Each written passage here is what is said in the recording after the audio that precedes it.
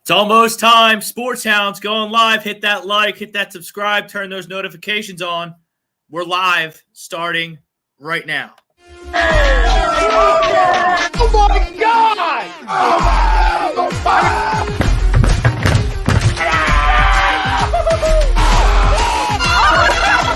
embarrassed!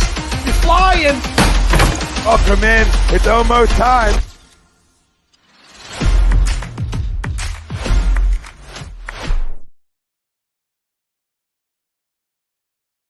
All right, everybody, it's Monday night. Welcome to the Sports Hounds exclusively on A2DRadio.com. He's Brad Ryer. I'm Rob Brinkman. We're live on Facebook, YouTube, Twitter, Twitch, Periscope, and Instagram. I think I got them all. Download us wherever you get your podcast. If you miss anything on the Sports Hounds or across the A2D radio platform, Spreaker, Spotify, Google Play, iHeartRadio, and iTunes. We got big news Thursday. Our boy Marcus Thomas is going to have Nate McMillan, former defensive back for the Eagles, on his show. So make sure to stay tuned for that. You never know who's going to show up on the Sports Hounds. As always, each and every Monday night, we are brought to you by ARIA Public Adjusting. Don't fight your homeowner's insurance alone. As I find it here, ARIA Public Adjusting. Each and every Monday, do you have damage to your home or property? We may be able to help. Don't fight your homeowner's insurance alone. Contact ARIA Public Adjusting. There's the number right there, 813-564-3364. Tell them we sent you over from the Sports Hounds and A2D Radio.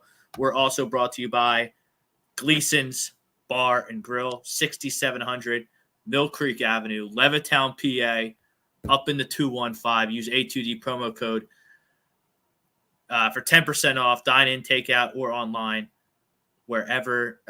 Doesn't matter. Gleason'sBarandSteaks.com. They got happy hour all day on Mondays. St. Patrick's Day is creeping up. The NCAA tournament's creeping up. So check out our page, their page for their specials as we move into this very exciting time in sports. Brad, we could have talked 2 more hours behind the scenes here before we started about everything that's going on. I mean, this is just really an awesome night. Like, we just got everything to talk about. We got opening day coming up. We're talking Phillies. We're talking Yankees. We're talking NL East, divisions, predictions, power rankings, everything. Sixers continue their treacherous road trip. Seems like every game they have left is on the road. Big win over the Bucks on Saturday night. They're in Indiana tonight. First quarter just about over. Sixers down 1. Embiid, Harden, the whole gang playing. Maxey back starting. We'll get in the NBA. Your Knicks are on fire. I watched the game yesterday in the West, Brad, between the Mavericks and the Suns, both new-look teams, and both those teams are as good as advertised. The deadline for franchise tags are coming up. Tomorrow. Mm-hmm. Lamar, Aaron Rodgers, some guys, and there's a half quarter at the first quarter buzzer. That's so Sixers for that to happen to him. Tyrese Halliburton's his half-court shot at the buzzer in the first quarter. So I believe the Sixers are now down 4 at halftime. I wanted to bet the Pacers tonight +7, but I chickened out. I didn't want to do that. You can't bet against your own team, though. It's hard to do that. Yeah, but the Sixers, they're just like, It's like, I don't believe it. I think they're pretty good. They are pretty good, but pretty good is not good enough with the 4 teams, 2 in the East, 2 in the West, that I think are going to be standing come the conference finals. That's Dallas, Phoenix, Milwaukee, Boston. Could they beat Milwaukee? I don't know. Maybe 4 out of 7 times without home court advantage. I don't know. We'll get into it. But look, back to the NFL. Derek Carr, Geno Smith getting absolutely paid. We'll talk about what it means for Jalen Hurts, what it means for Daniel Jones. A couple running backs got tagged today. Josh Jacobs got tagged by the Raiders. Tony Pollard got tagged by the Cowboys. Not sure if I agree with that. But does this mean is this the beginning of the end for Zeke? He's not very popular on the internet. He's not very popular with all the analytics sites and Pro Football Focus. I don't know. I don't know. He could be on the outside. I don't know looking in. I don't know what that cap situation is if they were to move on from him. But I mean, you got to think no one's going to trade for Zeke. No, they'll just wait for him to get cut. So there's that. Big NHL trade deadline just happened. Brad, your Rangers got a lot better. Detroit Red Wings sold everything in the playoff hunt in a sport where there's a lot of parity when it comes to the playoffs. Steve Yzerman really just saying that was very smart of what he did. and you know what? Detroit is one of those, Rob, you have to understand, Detroit is one of those teams that it's Stanley Cup or bust. Okay? Big hockey town. And making the playoffs and getting murdered by the Boston Bruins is not something Steve Yzerman cares to do. He would rather get a bunch of draft picks from this draft, and this is one of the great drafts of all time, by the way. This year, it's so deep. It's like 3 to 4 rounds deep this year, from what I'm hearing. I mean, and there's a diamond in the rough in almost all these guys. It's unbelievable. And then we have the Flyers in South Philadelphia and Chuck Fletcher and this organization with Bill Barber, Bobby Clark, all the good old boys. They don't want any bites at the apple with this draft, apparently. They do absolutely nothing at the trade deadline. So I don't know what's going on there. We'll get into that a little later. I'm interested to know what a esteemed hockey mind like yourself, and I'm sure you'll be getting into it on the Hockey Happy Hour tomorrow as well. Yeah, but I can say a few things. I'm not going to steal their thunder, but I can say a few things about Chuck Fletcher. Isn't it sheer incompetence, like what they're doing right now? It's so bad. It's incredible. It's incredibly incompetent to see what they've done. It's just it's mind-boggling, to be honest with you, Rob. It's mind-boggling because you had 2 weeks to trade Van Riemsdyk, okay? And for it to have come down to 5 minutes to 4 before you had him traded, and then Detroit backing out, and everybody was like trying to. And the Chuck Fletcher defenders are clearly high right now. Are there? Okay? Chuck, they're out there. Yeah, oh yeah, there are. There are some that are not blaming him for it, and I 100% blame him for it because you know what? And I'm going to use my team as an example. Okay, How can you not blame him for it? The Rangers wanted to get Tarasenko. Okay, when did they get Tarasenko? 3 weeks. That was a couple weeks ago. That was far from a deadline move. It is a deadline move, but it didn't happen right at the gun. Right. Why would you wait till the last second to make a trade to try to trade somebody? What do you do? You're seeing every team in the league that needed something, that needed to do their shopping and get rid or get rid of guys, did their shopping before the last minute. Okay, the Flyers wait till the very last minute to move Van Riemsdyk. I mean, are you kidding me? I mean that's just it's so bad. I mean, I kind of feel bad for you guys right now that you have a GM that's that Fletcher. He's the Dave Gettleman of hockey. He really is. I mean, he can't do it. He doesn't do anything right. He hires a really good coach, and God bless Tortorella for sticking up for him. I mean, he's doing what he's supposed to do and not throwing him under the bus. But I'll tell you what, he has not done your organization any favors by well, you know what? By not loading up and trying to get a bunch of draft picks. Even if they're 4th, 5th, 6th rounders. This is such a deep draft. If there's any defense for Chuck Fletcher, it's that, first off, Tortorella not throwing him under the bus, which I don't think he would have any problem doing at all based on his track record with speaking his mind with the media. It tells me that Comcast, this ownership group, and these muckety mucks that are running the Flyers are just, I don't know what they're doing. Know what they're doing. Rob, they don't want to just throw their hands up and rebuild. Okay? Sometimes you got to do that. Look at the Rangers, Rob.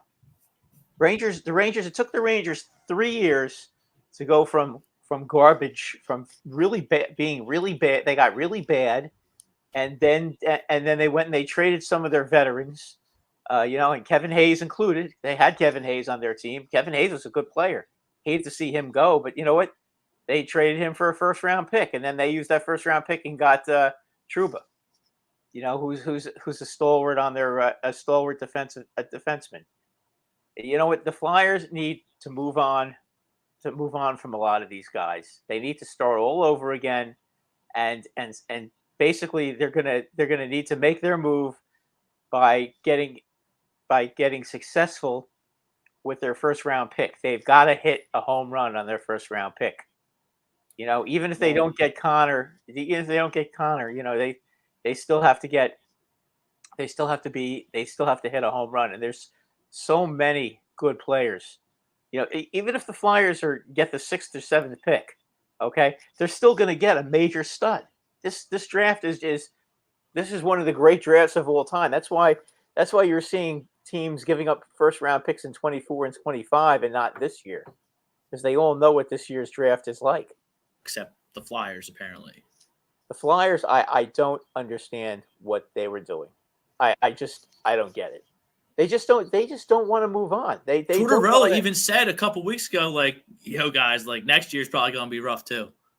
It is going to be rough too, and it could have been. It could be even worse. I mean, they're just very stubborn. They don't want to. They don't want to rebuild. They don't want to start from scratch. Listen, guys, the New York Rangers fans can put up with a rebuild. You guys can put up with a rebuild. Your other 3 teams are really good right now. Come on, do you want to win? When the Flyers are successful, they draft well, they make good trades, and they make smart free agent acquisitions. It's not that hard. It's not that hard to do. Okay, and they've got the goalie. Carter Hart's good. We'll get into that later, but yeah, Carter Hart's good. I mean, they just I don't understand why they just won't bite the bullet. And then my absolute favorite topic of the night, saying that sarcastically, the underwear Olympics. Not sure if they're still going on or in progress or what's going on, but the NFL Combine is going on. So maybe we can touch on the draft. I don't get it with the Combine. I don't waste my time watching that. I don't get it with the draft. Like, everyone does a mock draft, and it's cool. Like, I'll probably post one too, because it's kind of fun. But like, you have no idea what these teams are going to do, and then you have mock drafts that predict trades, and that's stupid. You no way to predict that. No, like it's pure silliness. But let's get to the poll question. Our poll question of the night, brought to you by Alan Foy, eXp Realty, 302-682-8820. There's his website right there, Alan Foy at exprealty.com. Looking to buy or sell a home, looking for a change in brokerage, contact Alan Foy of eXp Realty. Tell him the Hound sent you. He'll hook you up, help you out. Also brought to you by Creative Window Design, serving New York, PA, New Jersey, and Florida. Fully authorized Hunter Douglas dealer. Contact Jeff at 609-226-0391. That'll be a free consultation if you tell them the Sports Hound sent you or A2D Radio sent you. Let's talk some baseball, Brad. We are 24 days from at least the Phillies season opener down in Texas, the ballpark in Arlington, going to take on the new look Rangers. I would assume Jacob deGrom will get that start against, I would assume, Zach Wheeler. But Brad, we're going to have some fun. Second series of the – if he's ready. Second series, who knows? Who knows? I think he'll be fine. Yeah. But Brad, we're gonna have some fun. The second 3-game set. You guys come to town after the coming Giants. Up to the Bronx. Yep. You guys litmus test for both teams, really, because both teams are really, really good. Yep. The Giants come to Yankee Stadium to start the season, and then I guess the Phillies come the following week. I don't recall who the Yankees play right after the Giants, but I know they start with the Giants. So no, that's our second series, I'm pretty sure. Is it? Okay. It should be fun. There's tonight's topics we just reviewed right there. Our topics tonight brought to you by Primo Hoagies, premium Hoagies, primohoagies.com right there. We'll be doing some stuff down at the Phillies games on Sunday. Primo's the best. I'll tell you what, Rob. Have you ever had some of their sandwiches? Oh my God! Of course. Oh, they're the turkey and I'm not Diablo. saying it because I'm not saying it because they're sponsoring us. I'm saying it because they. Oh my God, they are unbelievable. That's all I can say. They are unbelievable. All right, here's our poll question tonight. The NL East is the best division in baseball. Agree or disagree? I wholeheartedly agree with this poll question, Brad. I think once again they're going to have 3 playoff teams. I think the Phillies, the Braves, and the Mets, no matter how you want to stack them. Obviously, maybe I'm a little biased. I think the Phillies are going to win with the pitching they added. I know Bryce is out, but Trey Turner is a huge add. Taijuan Walker as a 4 starter is great, and they added some bullpen pieces with Kimbrel, a little older, going to have a reduced role, but Gregory Soto, he can still pitch. The Braves are the Braves; they're loaded, and the Mets, they spend a bunch of money. They have a lot of talent, so you got to. I don't think. I'm looking at it. I was looking at it today. I don't think there's another division out there that's going to have 3 teams. I don't think the East is going to get 3 teams. What, the because AL East? I don't. No. Oh, I guarantee you they're going to have 3 teams. I don't believe in Toronto. You don't believe in Toronto? I don't. No. I know it's preseason, but did you see the butt licking they gave, the butt kicking they gave to Who you cares? guys? That lineup is fierce, and they have very good pitching. Is it though? It's very top heavy. Well, most lineups are top heavy in the American League. Look, you're trotting out Brandon Belt, Whit Merrifield, Kevin Kiermaier, Teoscar Hernandez. He's is gone. a loss. He's gone. You bring in Varishau, who doesn't have the pop that Hernandez does. Varsho? Well, Varsho's I don't like pretty their good. bullpen, and I don't like their starting pitching. Headed by Manoah. Manoah's pretty good. Manoah's good.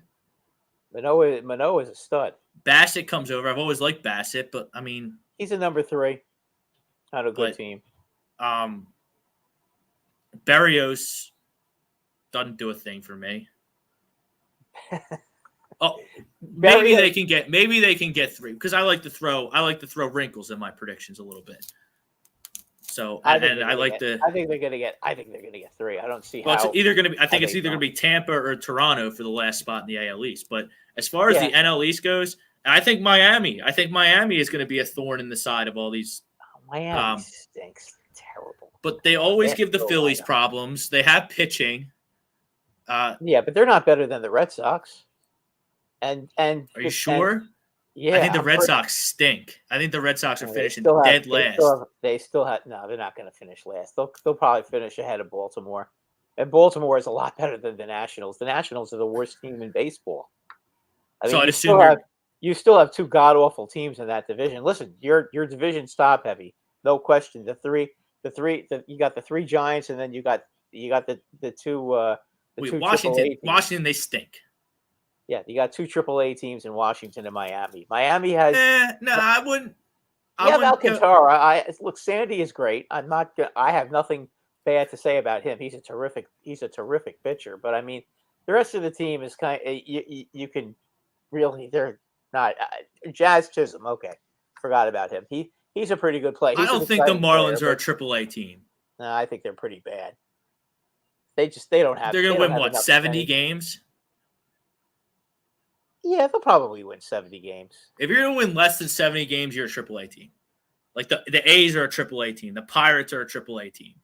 Yeah, well, I'm watching. I have the Yankees playing the Pirates right now, and the Pirates are terrible. It's 7-0 in the 3rd inning, by the way. The 4th inning. Not that it matters, but the Pirates are terrible. So I would assume you're going AL East as the best division. Yeah, right now I think they are the best division. I think from top to bottom, yeah, because if you look at it realistically, the top 3 teams are tremendous teams. Now, are they flawed a little bit? Yeah, but you can make the argument with the Mets that the Mets can be flawed, and the Phillies are not a perfect team, and neither are the Braves. No team is actually perfect right now, but they're all real good teams. I mean, the Phillies. I look at the Phillies this way. Okay, I don't know when Bryce is going to be able to swing the bat again, but they are very good. Are they as good as they were last year at the end of the season? I don't know. I mean, they have improved themselves. But to get to the level that they were playing at last year at the end of the season and in the playoffs, I don't know. It's hard to say that they're as good as they were last year. Could they reach that level? They have the talent to, and we'll see. The Braves, everybody's very high in the Braves. Like I keep seeing them in power rankings that they're like number 1 or number 2. They're good, but I don't think they're that good. I mean, there's nothing to say that they're any better than some of the other good teams. I think that everyone's counting on Ozzy Albies to bounce back. You have Austin Riley, who's a good pick as any to win the National League MVP. Albies, listen, I like Albies too. I had him on my fantasy team a couple of years ago. He's a tremendous player.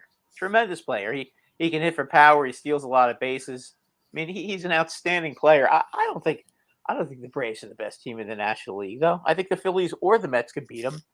It could beat them in a playoff series. I think actually the 3 teams in the NL East, any one of those teams is capable of winning that division. Any one of those teams are capable of winning the World Series. I feel the same way about the American League East with the Yankees, Toronto, and Tampa Bay. They are all tremendous teams, and none of them they're all going to make the playoffs as far as I'm concerned. I mean, I just don't see who's going to edge them out. I don't think anybody in the Central Division are going to edge them out. In the West, the only there's 2 teams in the West that are good right now: the Mariners and the Astros. The Rangers have a lot to prove to me before I can put them anywhere.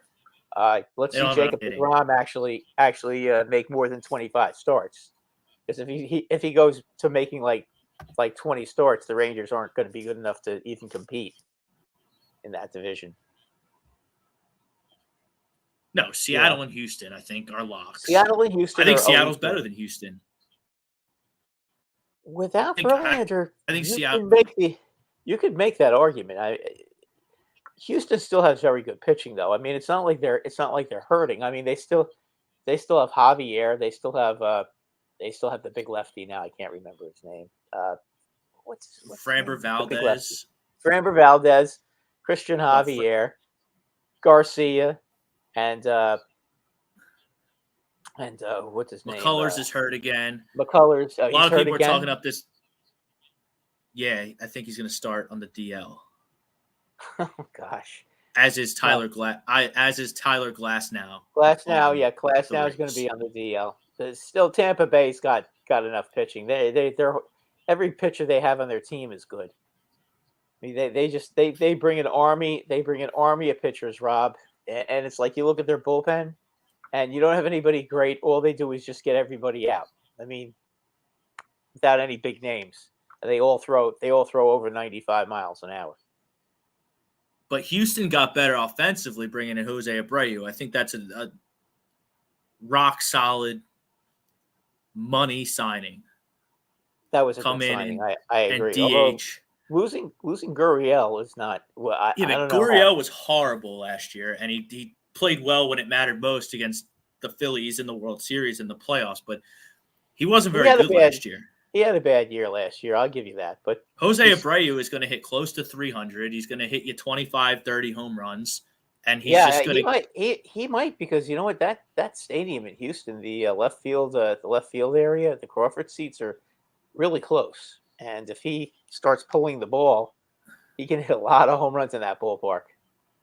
And winning's a skill. Like, they have intangibles. Say what you want about their scandals, but those guys have all been there before. They all know what it takes. And the Phillies proved last year that you can make the World Series being a wild card team. They won 2 or 3 in St. Louis, and then trounced the Braves and trounced the Padres to get there. So yes, they did. I mean, look, as we both have mentioned now, the Phillies got hot. There's nothing to say they can't get hot again and play great ball. Nothing to say they can't. They proved it. You get to the World Series, that's proof that they might just get there again. There's nothing to say they can't. I think it's just going to be a question of these teams. Believe it or not, I think the key to these 3 teams is who handles the Marlins and Nationals best. Yeah, well said. Absolutely zero defense being played in the Sixers game. Hmm? Zero defense. Oh, you're disgusted with them again. I mean, it's 67-66 with almost 4 minutes to go in the second quarter. So it's both teams are going to be in the 70s at halftime. Just zero defense. But the Mavs and the Suns didn't play defense yesterday. I know he plays defense in the NBA, so I guess I can't be. Well, the Knicks and the Celtics, I mean, it was 133-130, but that was a double overtime. Right, so that's fine. Yeah, they both played pretty good defense. I mean, we'll get into basketball in a little bit, but I mean the talk around the Phillies right now is who's going to lead off and how this lineup is going to look. Trey Turner should. Is that even Trey a Turner question? should absolutely lead off. I've pussyfooted around it. He should lead off. Yeah, 1,000%. Why would you get Trey Turner if you're not going to have a bat leadoff? I mean, he's a classic leadoff hitter. He's fast. He hits for a high average. He's a contact hitter. He steals a lot of bases. I mean, come on, that's what a leadoff hitter is supposed to do. I mean, he's like a poor man's Ricky Henderson, but he's definitely on that level when he's right. That's for sure. And then it looks like, look, this is how I look at the MLB these days, because offense is going to be more prevalent this year. There's going to be a lot more runs scored this year across the league with these new rule changes. We talked about that a couple weeks ago. You got to have 6 to 7 guys that are going to hit 20-plus home runs. Yeah, probably. To be a legitimate contenders. The Yankees have it. The Dodgers. That's why I'm fading the Dodgers. Those are my two fades. My two fades are the Dodgers and the Blue Jays here in the preseason. Is that bold, hot take-ish? Yeah, probably. But I don't think the Dodgers are as good as they've been in years past, and I don't trust Toronto's pitching even a little bit. And you just outlined how the AL East is really strong, and you think it's the best division in baseball. I think it's the NL East. 3 playoff teams, I don't think that can be ignored. It's like they both have 3. They both have 3 playoff teams. Well, you have. Yeah, I don't have 3 playoff teams coming out of the East. I don't. Because I'm falling into the trap. I mean, I'm falling in. Brad, and I'm going to be regretting it probably about May 1st. I'm going to be kicking myself, but I'm falling into the White Sox trap again. Sneaking in as the 6th seed. Chicago White Sox. Is this the year all those prospects are going to put it all together? I already fell into the trap, for better or worse. They're going to have more than one pitcher pitch well this year, though. Well, Giolito's got to bounce back. He was not good. He was horrible last year. I mean, the other guy they got all the strikeouts. Unfortunately, I can't remember his name. Dylan Cease. Yeah, American League Cy Young runner-up to Justin Verlander. He was a stud. Yeah, he was superb last year. But yeah, I'm falling in love with their lineup. Because they got Benintendi. Every year. Every year we talk about the White Sox. I don't know if the White Sox are going to even beat Cleveland. They're not going to beat Cleveland. Cleveland's, I think they're the second best team, maybe third best team. Seattle is pretty good, but you're Yankee. Cleveland's really good. They've got good pitching. But if you look at the top of the power rankings, I can't hate on your Yankees. The Yankees are number 1 on my power rankings to start the season. No doubt about it. They have the 6, 7 guys that are going to hit 20-plus home runs, which I've outlined. I think Anthony Rizzo is going to flourish without the shift. You bring in Rodon. Their bullpen, they'll figure out the bullpen, even though I don't think it's as good as some of the bullpens they've had in the past. Well, Rob, remember there are 2 things now that are going to make their bullpen a lot better. First and foremost, getting Michael King back is huge for them. Michael King last year was a stud. I mean, he made the All-Star team. A lot of people forget about him last year, just how good he was. And he's a guy who can pitch multiple innings. He can save games. He can come into the 5th and 6th inning and give you 2-3 scoreless innings. He really last year was a kind of your toolkit. He was your whole toolkit. He could do it all.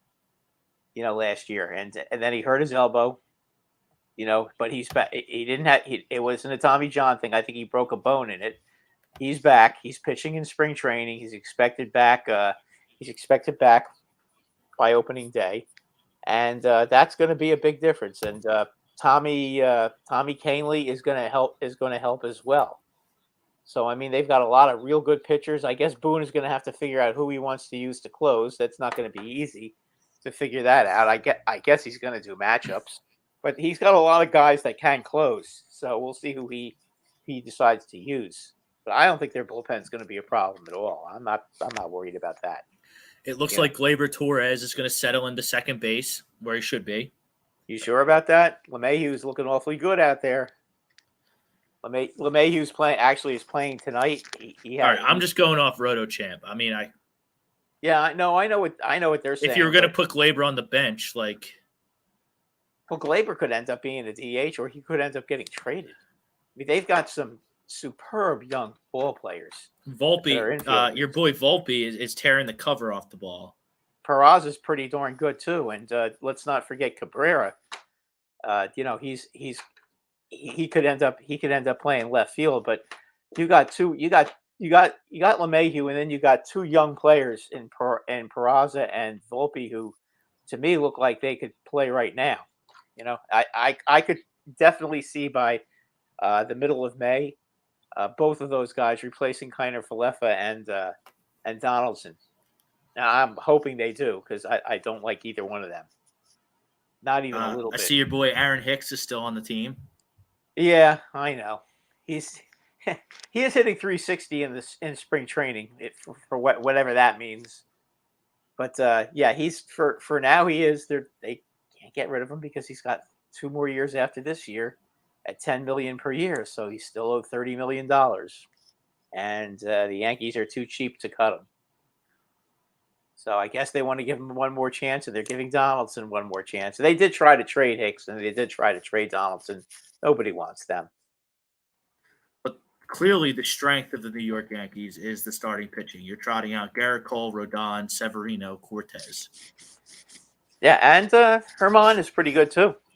As a fifth guy, absolutely. So, yeah, for a number 5 pitcher. I mean, this is a guy that won 18 games a couple of years ago.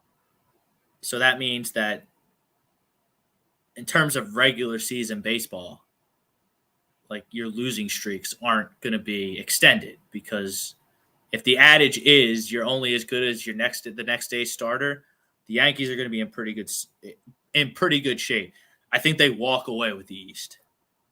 Yeah, I think they're going to win Honestly. pretty easily, just like they did last year. I don't see anybody make anybody. I think the Yankees are going to win around 98 games, and the next teams are going to be like 92 and 91. Or 92 and 90, something along those lines. And then, all right, let's get to some comments. Hold on. Our comments tonight are brought to you by, get it up here, Baguio Bread, located in Mount Laurel, New Jersey, home of the best stuffed breads, tomato pie, sandwiches, cutlets, and meatballs. Mention A2D Radio, 10% off. Got to be in store for that. Let's get to our great commenters, our contributors. Frank Vesby, he thinks the NL East is the best. Nick Stershars, our great listeners. Sorry if I butchered your name, buddy. Appreciate you listening. He disagrees. It's the AL East. He's in your camp. I don't know. Like, let me look at this Toronto team. I looked at it earlier, and they're going to score a lot of runs. That's for sure. 1 through 5, they're great. Then you have Chapman, who doesn't hit for average or get on base, but he hits the ball out of the ballpark. He's like, oh, clever. Yeah, he hits a lot of home runs. He hits a lot of home runs, and he strikes out a million times. He's kind of Joey Gallo, the Joey Gallo of third baseman. He's a terrific fielder, and he hits long home runs, and he'll strike out 200 times. So you can take that for whatever it's worth. I'm not. Guys like him don't scare you though. 7, 8, 9 doesn't scare you either. Now I know we're nitpicking because that's not the bread and butter of their team. The bread and butter of their team is George Springer, Bo Bichette, Vlad Guerrero Jr. Then you have Kirk and Verichel. I like both of those players. Don't love them, but they're definitely serviceable. Kirk is a 300 hitter as a catcher. I mean, you don't get too many of those guys around. He doesn't really strike out. He draws walks. Yeah, like, he's good. He's real good. He's a good hitter. Not a great defensive catcher. I mean, he's no Real Muto behind the plate defensively, that's for sure. But he can hit.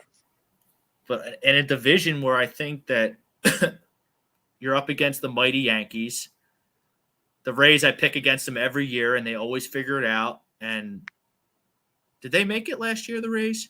Yeah. They made it, right? They played they lost, though, right?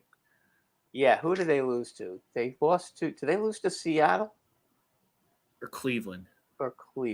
Now, Cleveland – remember Cleveland – or Seattle and Toronto had that Seattle crazy and Toronto, 18-inning game.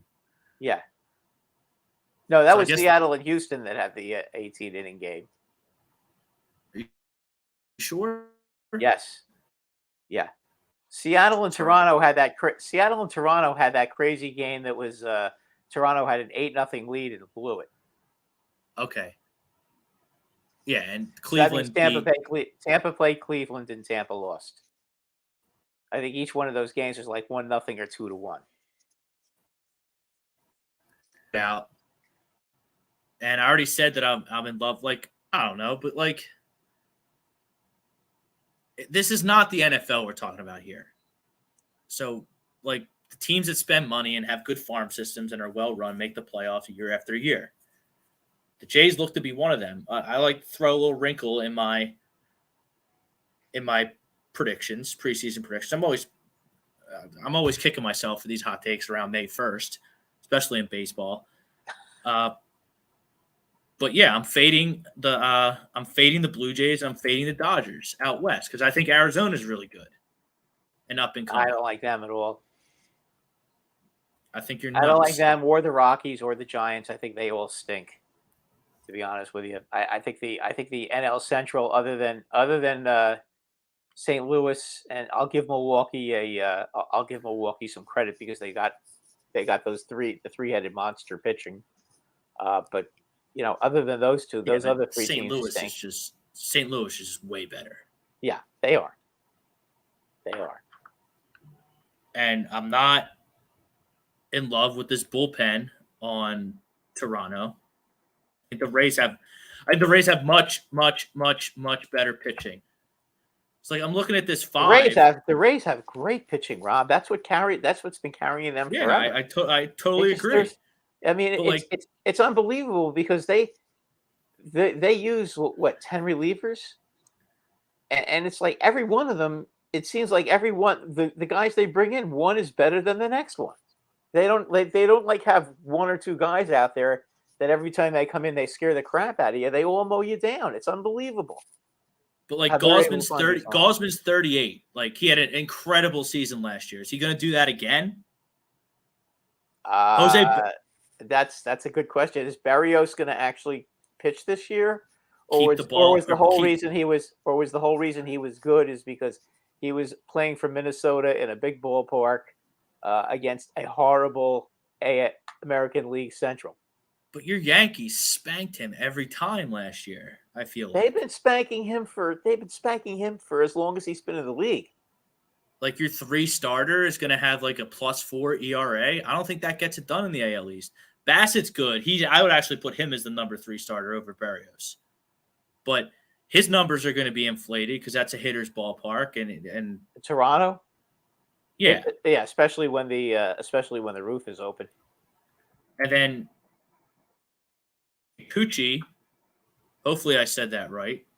I mean, he's another guy that's going to have a 4.5 ERA. He stunk last year. He was terrible.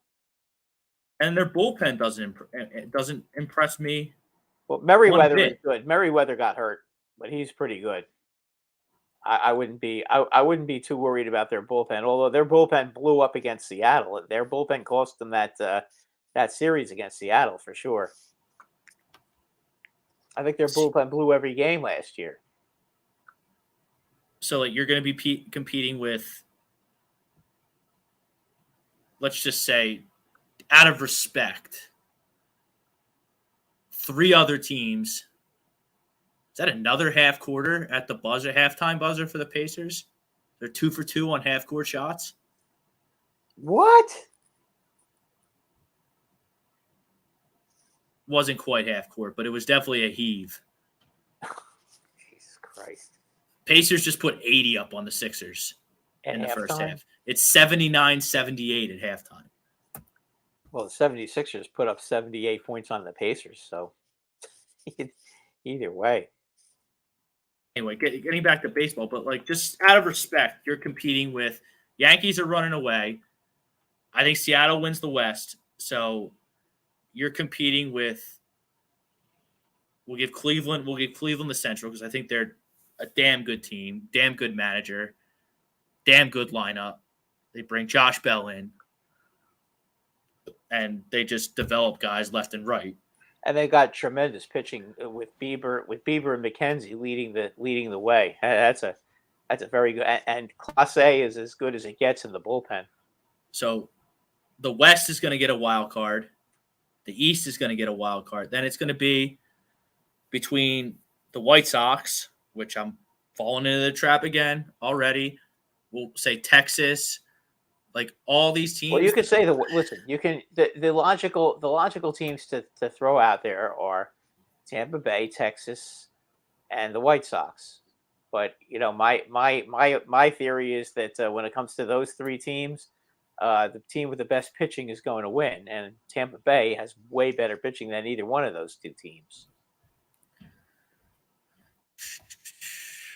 And Tampa Bay always finds a way to score runs. Brian Daly, I'm agree with the poll. It's tough. I do think the NL East is going to be the most competitive division. AL East is close second. David Rosca is in the house. Detroit Red Wings doesn't deserve back-to-back Stanley Cup champ 96-97 and 97-98. Like why? They were loaded. They didn't deserve to. I don't get that at all. That was a great team. Are you kidding me? Sergei Fedorov, Brendan Shanahan, Yzerman, who now runs the show up there. Yeah, that's not just Forget who their goalie. Who was their goalie?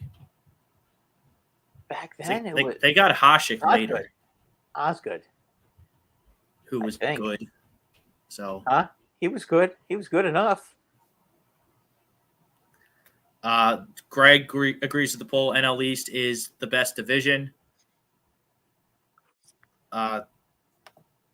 I assume that this comment is Flyers related. We want to rebuild. The front office is full of dopes who think that it's fixable without a true rebuild. Greg, you're absolutely right. I mean, you're not going to get a disagreement out of me. Sometimes you got to bite the bullet and just rebuild. The Philadelphia fans are mean, abrasive, sometimes scumbags, and I love it. I love that we're scumbags. But they're smart. They're smart fans. They know when they're not good enough. They know when they need to tear it down, and they will accept losing if you do it the right way and ultimately build to something special. That's why I have almost no respect for the Philadelphia 76ers, because they did tear it down, which they were right, but they didn't build a championship contender.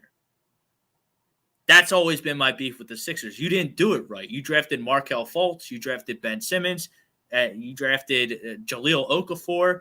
You drafted Dario Saric in the top 10. You traded Mikal Bridges, who you picked, I think, in the top 10. You sent him out to Phoenix. Now he drops 38 a night when he's the focal point of kind of a weird team up there in Brooklyn. Brooklyn's playing pretty well, by the way. They're hanging in there. Yeah, they'll make the playoffs. They'll probably be a top 6. But, I mean, we'll see what happens. But they won't go anywhere.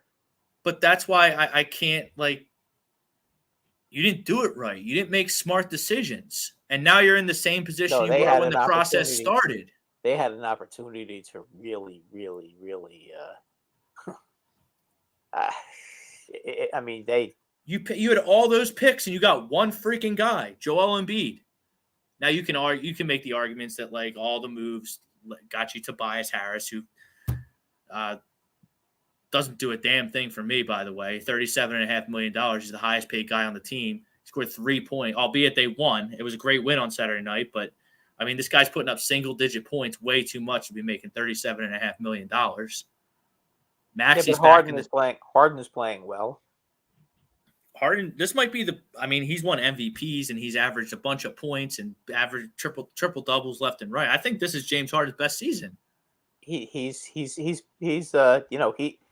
doing what he did with Brooklyn before he got hurt. He's facilitating. He's leading the NBA in assists. Very good and he's very good at that. When he wants to facilitate, he can be extremely effective doing that. And he can flat go when he needs to, scoring the basketball. Inside, outside, driving. He gets the free throw line. He makes his free throws. So, like, the top of the Sixers roster isn't the problem. But to Greg's point, they need a rebuild. And, like, they don't recognize it. I don't care. I mean, my hot take on the Flyers, I would have traded Carter Hart at the deadline. Nah, you can't do that. Why?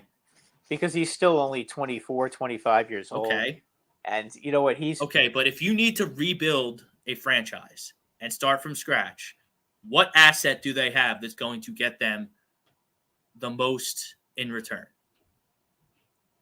Yeah, it probably is him, but I wouldn't trade him. And that Ersan, I've watched a couple games. What's his name? Ersan? Oh, Barad. I can't remember his name. Barad. He's not bad. He's okay, but he's not Carter Hart. Carter Hart is a guy that if you put a decent team around him, he'll be an all-star, and then he could be an all-star, and he can be an elite goalie. I mean, it's not fair what's going on to him right now. He's facing way too many plus A+ opportunities. I mean, you can't have your goalie facing so many ridiculous opportunities. When a goalie has to face 1 million A+ opportunities, he's going to let a shitty one go in. It's just inevitable that ends up happening. I think they won yesterday too. They beat the Jets. The Flyers? Yeah. They beat the Red Wings on Saturday. Did they play yesterday? I think they played last night. Anyway, Greg, Marlins are improved. Not going to make the playoffs, but they're improved. Yeah, Greg, they're always a pain in the ass. They're just a pain in the ass. They bring in the AL batting champ. They bring in Segura. We all know what he's about here in Philadelphia. Just a good, solid, big league player. You got the Cy Young winner. And you got these Arias, who if you remember, Doug Mitkevich and I had a little talk about him. The guy who doesn't play against left-handed pitching and wins a batting title. Yeah, but he fits the profile down there. He's fast. He's athletic. Yeah, no, he is. He is. They gave up a really good pitcher for him. No, Pablo they didn't. Lopez. They gave up Pablo Lopez. Pablo Lopez blows, bro. He's not any good. He's an over 4 ERA guy all day long. I thought that was a great trade for the Miami Marlins. Minnesota, I don't know. We'll see. I mean, Minnesota Yankees liked him too, but they wouldn't trade Gleyber Torres for him, which I don't. Nor should they. Pablo Lopez ain't. He would crumble in New York. Yeah, he'd crumble in Minnesota. I don't know. Minnesota fans are pretty nice. The Twins fan base is a pretty nice fan base, so he might do okay there. Pete Evans, Birds of a Feather Superstar. That's on Thursday around 8, 9 o'clock every week here on ATD. Very intriguing conversation last Thursday on how to improve the NFL Combine. I think it's broken beyond belief. I think it's stupid. But I don't waste my time watching that garbage. How can you watch that? Like, they put it on. I mean, I get it. They need programming. It's not the NFL season, but it's stupid. Just get their measurements, because SIDs lie all day. Sports Information Director, they lie all day about how much guys weigh and how tall they are. Like, right. I stood. Like, here's my water bottle. The one time I was working at one of the big boys in the city, and I was standing here's my water bottle, and here was Allen Iverson. And I was just standing there, chatted up with him for a few minutes, and I think I had an inch on him, and I'm 5'10", and he's announced at 6. It was announced at 6 foot his whole career. Allen Iverson wasn't 6 foot. Like, so these guys lie. So you need to have like a centralized, centralized governing body that lets everyone know how big people's hands are and how tall they are and how much they weigh. But like, what in God's name is the point of having an offensive lineman do a vertical jump? I honestly don't know. When's the last time Lane Johnson or Andrew Thomas or any of these offensive linemen, there was a play designed by a coach where, okay, here's what we're going to do. We're going to hike the ball, and we're going to have Lane Johnson and Jordan Mailata jump straight up in the air, and if they jump 40 inches, you get a first down. Is that the rules? I don't think that's the rules. No. So it's stupid, but definitely check them out on Thursday nights here on ATD Radio. They talk all football, all Eagles, all the time. Could be an interesting offseason for the Eagles. See what they're going to do. We'll talk about the NFL later. But he agrees to the poll. So he thinks the NL East is the best division. D. Cole. That's my boy D. Cole. He's in my fantasy baseball league. I would assume that's him. Not a different fantasy baseball league. I'm a degenerate. I'm in way too many fantasy baseball leagues. But he's a Yankees fan just like you, Brad. Glaber will be traded at the deadline. DJ will be at third. Volpe or Perez will be at second.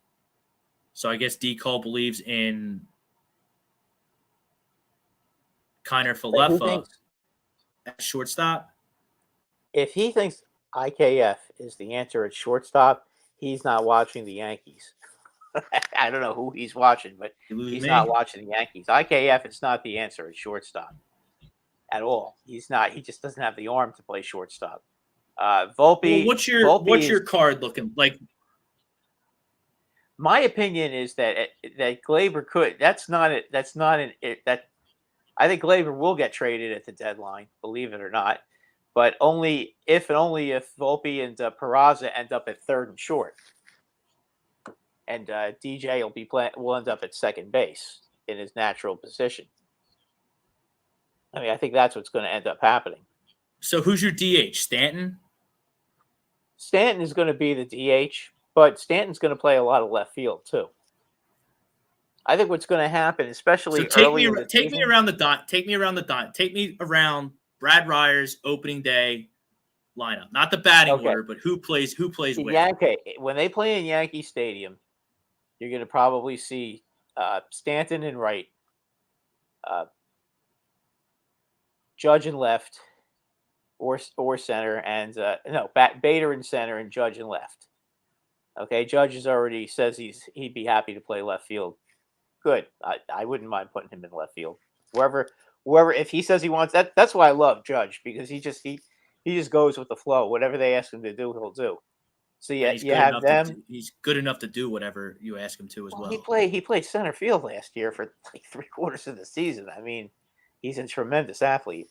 Around what I would like to see and what actually happens could be two different things. But I would like. I don't care what's actually. I want to know what you think. I want to see Volpe at third, Peraza at short, LeMahieu at second, and Gleyber Torres on another team. That's what I would like to see. Okay, but Gleyber Torres is going to be on your opening day roster. He's on your so bench. He will be at second. What's really going to happen is Gleyber Torres will be at second. Peraza will probably be at short, or Volpe, and probably Donaldson will start the season at third. And after he screws up and strikes out a million times and gets booed off the field, then they'll probably make some changes. But that's what I think the opening day lineup is going to be. A little hot take by D. Cole. Orioles will finish above the Blue Jays. What? I wish Baltimore would go out and sign Trevor Bauer.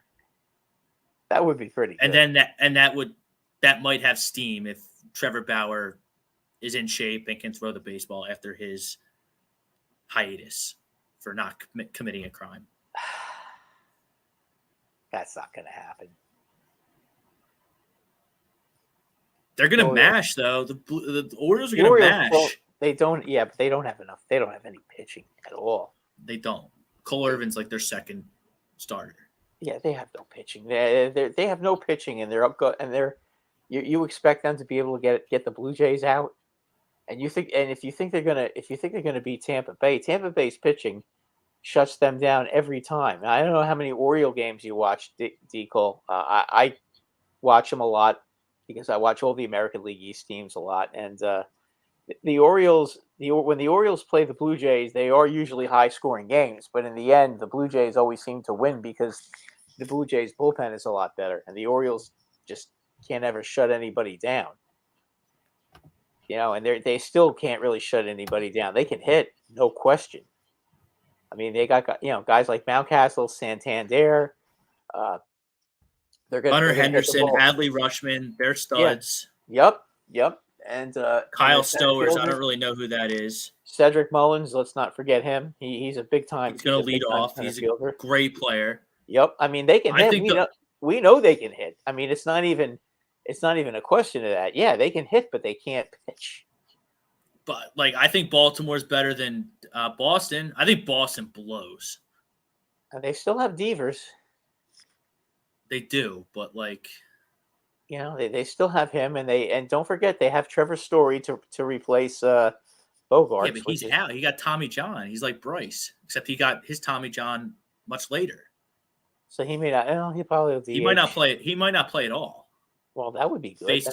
They might be in that. They might end up in last place. I don't think they will though, because Chris Sale is going to be able to pitch. I mean, they should have enough play. They should have enough to come in fourth, I would think. I mean, I don't understand some of the moves they've been making over the years, but they've still got some pretty good hitters on their team. Because they're a big market team that's cheap. Yeah, they suddenly became cheap. If you remember Justin Turner got hit in the face today by a pitch. That's rough. You heard that? Yeah, he got hit in the face. I did not hear that. No, but that's awful. Yeah, it was bad. I was watching a replay of the Red Sox game before we came on, and it happened, I think, in the first inning. He got hit right in the face. I mean, that was bad. But Masataka Yoshida, he's going to save the franchise. I'm looking at their lineup right now. They can smack it a little bit. Obviously, Devers is a stud. If he won MVP this year, that wouldn't surprise me at all. Not predicting it, but so you're hitching your wagon. I know the Orioles don't have any pitching, but listen to this ragtag pitching staff for the Red Sox. Chris Sale can't be trusted. Corey Kluber can't stay healthy. Corey Kluber can't stay healthy. Nick Pivetta, who Phillies fans know him all too well. He stinks. Tanner Houck, I like a little bit. Tanner Houck is pretty good. I kind of like him. And Cutter Crawford, according to RotoChamp, is going to be their 5 guy. Cutter Crawford pitched very well for them last year. I could see why they want to give him a shot, but the second time around, I don't know. Keenly Jansen at the back end, he's past his prime. Yeah, throwing high fastballs in Fenway Park. Rob, throwing high fastballs in Fenway Park. Yeah, that'll work. Yeah. One of their setup guys is Janiris Familia, who completely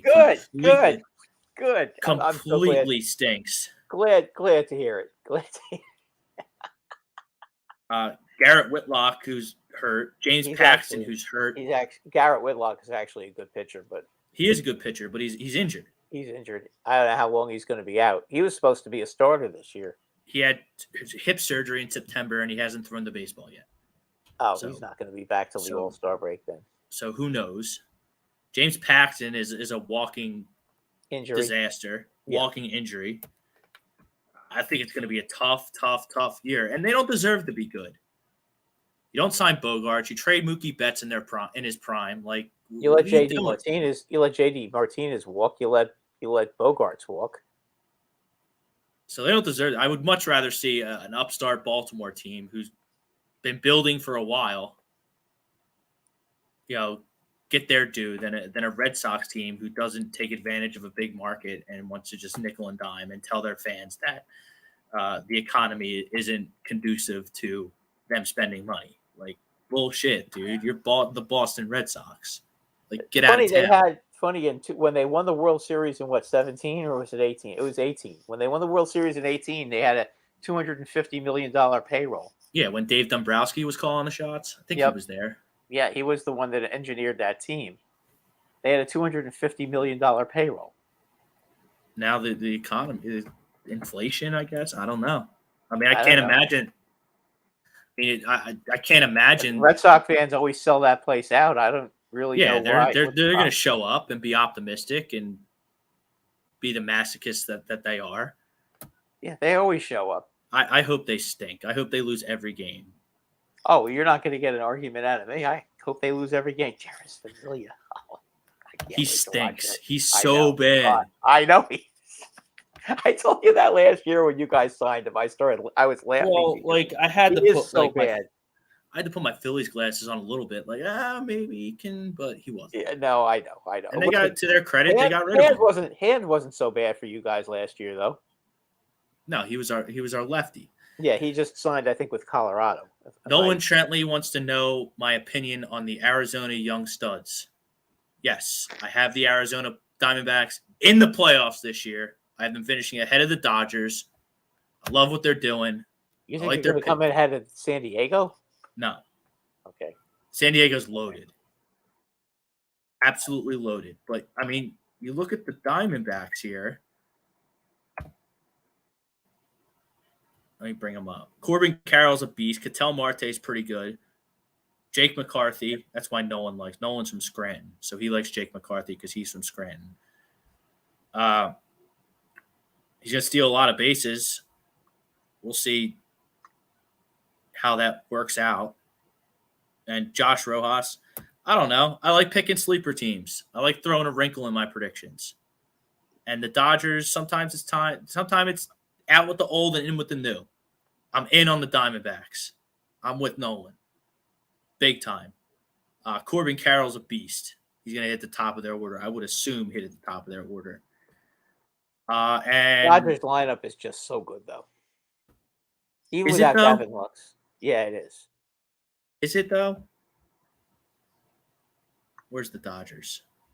Dodgers, Los Angeles. Betts and Freeman, no complaints there. David Peralta's always hurt. You got Trace Thompson probably going to start. Little pop, no average. Doesn't get on base. I mean, 280 on base. Like, give me a break. Max Muncy, I mean, he's got pop. Will Smith's a good little player. But, I mean, like Gonsling. Is Gonsling going to be good again? Is Kershaw going to be able to go the whole year? Urias is good. Your 4-starter, you have May, who I think is good. And you're relying on Noah Syndergaard to be the 5th starter? I guess. Step up. Yeah. I mean, I don't know what's going on with Clayton Kershaw. I know he pulled out of the World Baseball Classic. Well, that was probably smart because he's always getting hurt. I'm in it with the Dodgers as far as their hitting. I don't know about their pitching. I mean, not having Buehler is going to be is really a tough thing to happen. Boy, now can I talk again about how bad the Pirates are? They suck. Yeah, the Yankees have the bases loaded and 1 out, and they had the Martian up, Jason Dominguez, and he hits a slow ground ball to first base. So it was a one-hopper. First baseman catches the ball and then throws it past the catcher. It was an easy double play. It would have been home back to first, and he bounces the ball.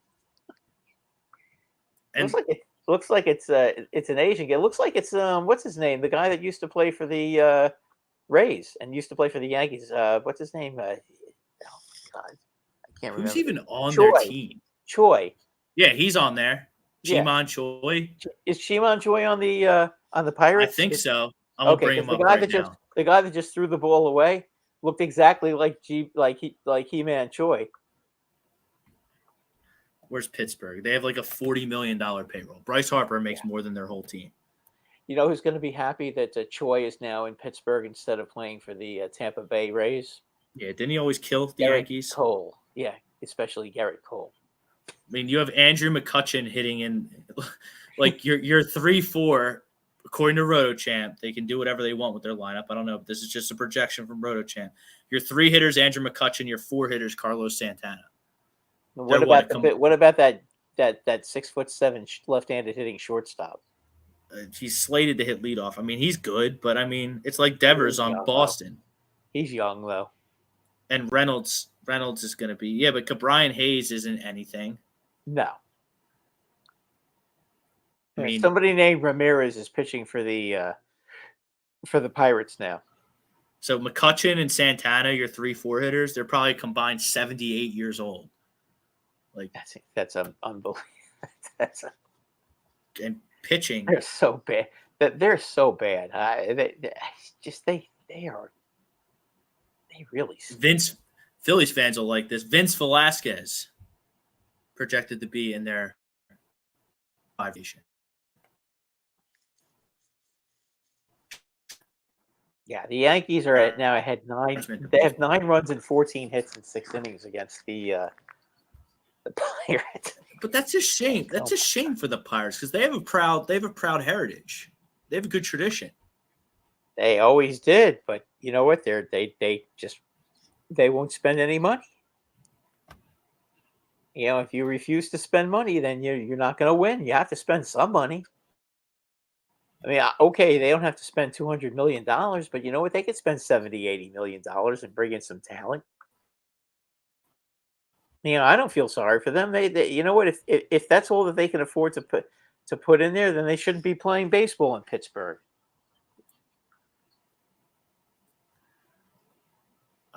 Nick, his thing is the AL's worst teams are better than the NL East worst teams. AL East worst teams are better than the NL East, but it's going to be close.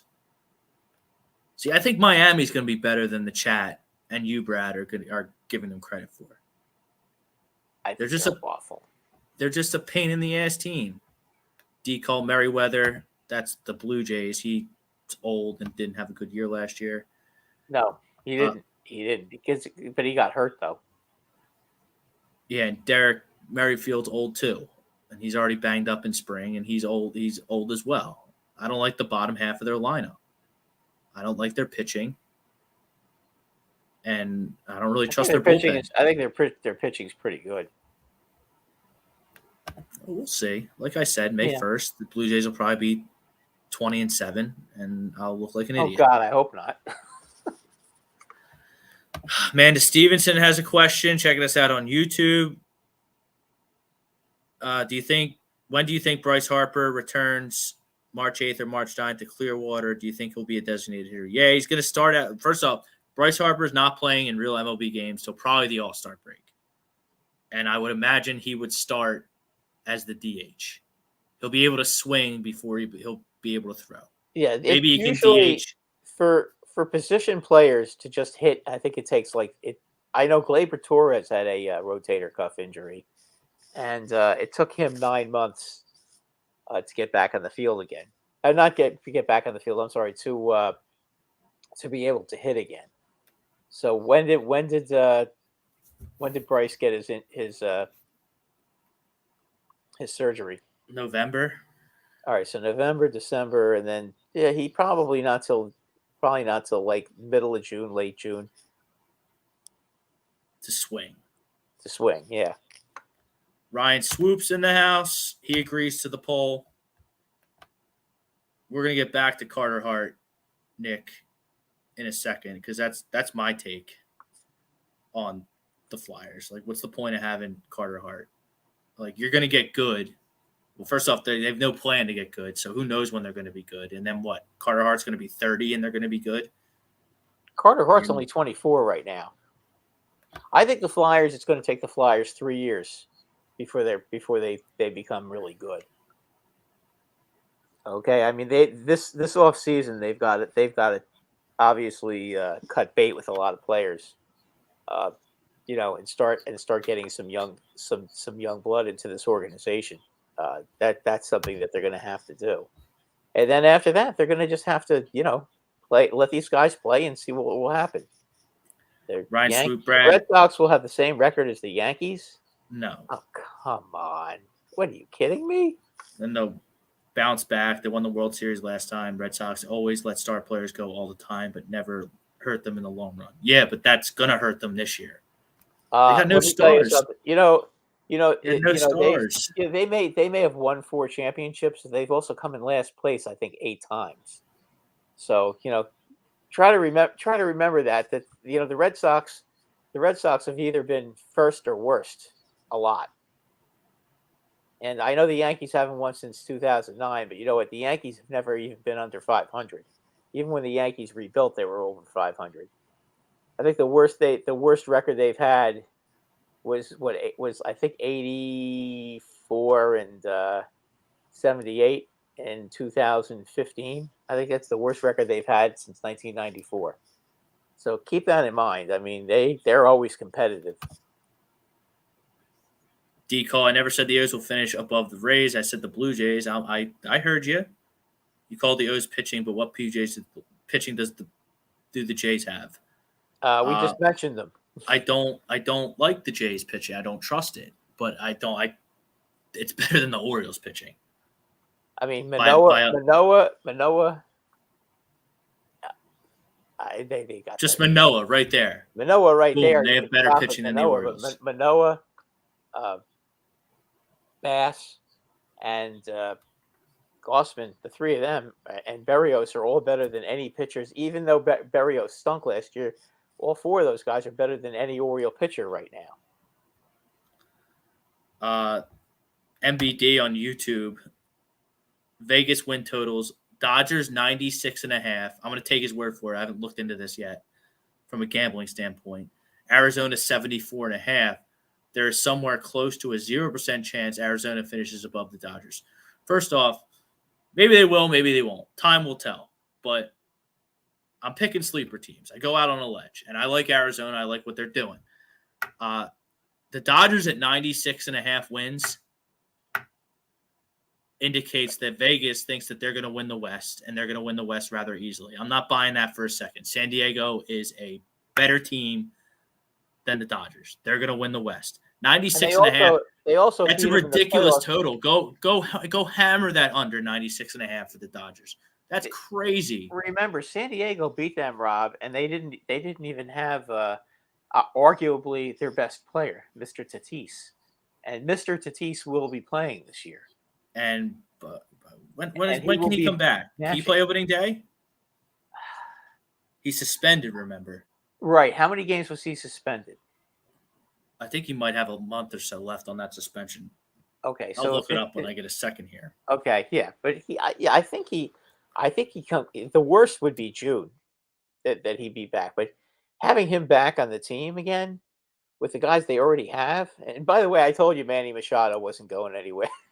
No. Oh, by the way, they brought in Bogarts too. He's pretty good. Yeah, he's not bad. He's not. Yeah, they have both. They're going to have Bogarts and Tatis. As a matter of fact, they're so good now that Tatis is now going to be moved to the outfield, I believe. Right? Isn't he going to be playing the outfield now? Yeah. Either left field. He was in right field the other day in spring training. Yeah, he's now in the outfield because Bogarts is playing short, and Manny finally, allowed his ego to accept the fact that he should go back to third base and be a Gold Glove level third baseman instead of a lousy shortstop. And then on the other end of the spectrum, 74.5, like that's an 80-win team all day. Whether they make the play, whether there's enough to make the playoffs and make me look smart or not, 74.5, I think that's ridiculously low for the Arizona Diamondbacks. That's an 80-win team all day long. Who's their ace pitcher right now? Zach Gallen. He's good. Oh, yeah. Oh, okay. The kid. Yeah. His uncle used to work with me at SRA. Yeah. Yeah. Okay. Yeah. No, right in South Jersey. He grew up right where we used to do the show at 1360. Do you remember Buddy, the the cheap guy? Yeah. Yeah. That's his cousin. Really? Yes. Okay. Yeah, that's his cousin. I think my cousin said something. He moved into a new house with his wife, and Zach Gallen's dad is his neighbor. Yeah, Something like that. yes. His dad is Jim, and I think Jim I used to work with Jim. Ryan Swoop, he hates that the Yankees strike out. Like, you can strike out 200 times, you're going to hit 30 home runs. Like, that's fine. You take the good with the bad there. And the Yankees starting pitching is ridiculous. So losing streaks are going to be few. Well, and far. who struck out 200 times last year on the Yankees? It's just probably nobody. Yeah, Judge. I'm just saying. Listen, if Judge is going to hit over 300 and hit 60 home runs, you know what? I'll take his strikeouts, and the same thing goes for Stanton. If Stanton stays healthy, reasonably healthy, he's going to hit at least 30 to 40 home runs, between 30 and 40 home runs. He'll drive in close to 100 runs, and yeah, he's going to strike out, and he's also going to hit a lot of home runs, and he's going to be a very dangerous man to pitch to. And you put Anthony Rizzo right in the middle of that, and that's a pretty nice threesome. And then you have DJ LeMahieu leading off, Gleyber Torres batting fifth. I can see them scoring a lot of runs. And Bader proved that he can hit, especially in Yankee Stadium last year. He was very good in Yankee Stadium. And the only thing that's been costing the Yankees the World Series the last couple of years is they just weren't as good as the Astros. Yeah, nobody else seems to be as good as the Astros either, for that matter. So, MBD chiming in, he believes April 20th. Tatis can play. Thank you. He'll miss a couple weeks. 22nd. Okay. Ryan Swoop says the 22nd. Okay. So, And MBD, he says the Nationals are absolute pooch. They may lose 100 games. I mean, we'll see. They'll lose more than that. They don't have anything right now. Now I'm going to unveil my lineup for the Philadelphia Phillies to start the season, because I'm not sure who's going to play.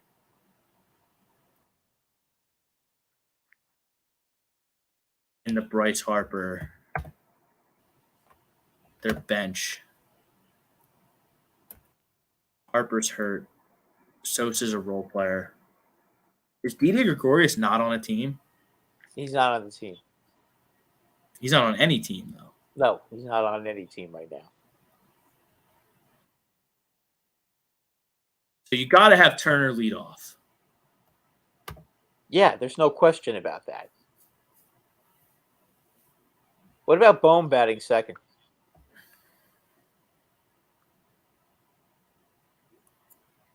It looks like they're going to go Turner Schwarber, but I'm not opposed to that at all. I mean, why not have Bohm? Bohm seems to be a pretty good hitter and seems to get on base a lot. Why not have those two guys up first and second, and then you put the sluggers up? You put I do like that. Schwarber. You put Schwarber. You bet Schwarber third, and then you bet Hoskins fourth. I mean, that's not. I want Hoskins sixth. I want Hoskins as low as I can possibly get him. Okay, then let's bet Real Muto. Then let's bet Real Muto fifth and Hoskins sixth. And who do you want to bet? Who do you want to bat fourth for the time being? Until, Nick. Who? Nick Castellanos. Look, he's gonna. Okay, he had a rough year last year. He's a good bounce back candidate, though. To be quite honest with you. Yeah, so it's. I mean, he can't be as bad as he was last year. He's too good a hitter for that to happen 2 years in a row, right? Let me write it down here so I can get a visual. So we got Turner, Bohm. I actually like that. I like that. Swoop's gonna like that too because he hits singles all the time. He could pop for 20. He's gonna hit 20 homers this year. Bohm. Yeah, and he doesn't strike out that much. That's why I like the idea of having him bat second, because you know what, if he bats second and he can hit, it's not a bad thing to hit and run as well as steal bases too. That's because then you got oh my god, I'm writing with a Sharpie. I'm getting lightheaded. Schwarbs, we'll put Schwarbs third, JT 4, Nick 5, Hoskins 6, Then you got the 7, 8, 9. Kind of. I like Stott 9 because I want speed back there. But Marsh, I mean, look, 7, 8, and 9 is 7, 8, 9. 7, 8, 9 is going to be like Derek Hall, Yeah. Stott, then Marsh. Yeah, I mean, they're okay for 7, 8, and 9. They're not going to kill you. I mean, I know a lot of people like the Jake Cave signing. Oh, he was an old Yankee farmhand, Jake Cave. He can hit. I agree with Ryan Swoop. I think Nick Castellanos bounces back. Too good a hitter. He's too good a hitter. I mean, he's been such a good hitter for so long. It's hard to believe that he could not be good 2 years in a row. I kind of think that he's a good bounce back candidate.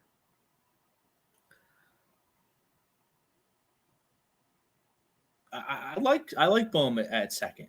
I do. Because then when Harper comes back, you just put him third, and then Schwarber's fourth, JT's fifth. Well, no, you put Harper third, and then you put the catcher fourth, and then because you want to try to have left right.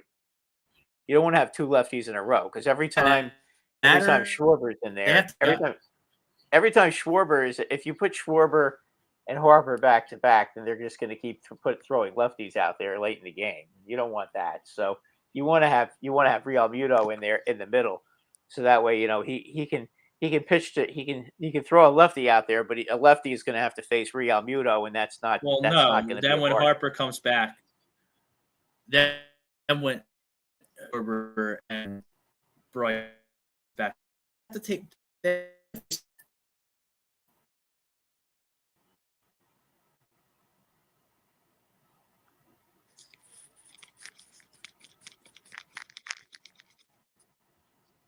Right? What's the difference if it's? I don't know. I just don't want to see Reese 2 anymore. I want those days to be over. Nah, I don't think you'll see him batting second. No way. I think they'd be better off if they went with my suggestion. That would be Bohm. It's Bohm batting second. Bohm proved he could hit 270, 280. If Bohm could hit 270, 280 this year, batting second, he doesn't strike out all that much. Well, then I'm gonna have to bump Bohm down when Harper comes back. Okay, well, so that's with Harper, fine. Yeah, but it's Harper though. You can do that with Harper, but you've got to have a lineup before. You've got to have a lineup before Harper comes back.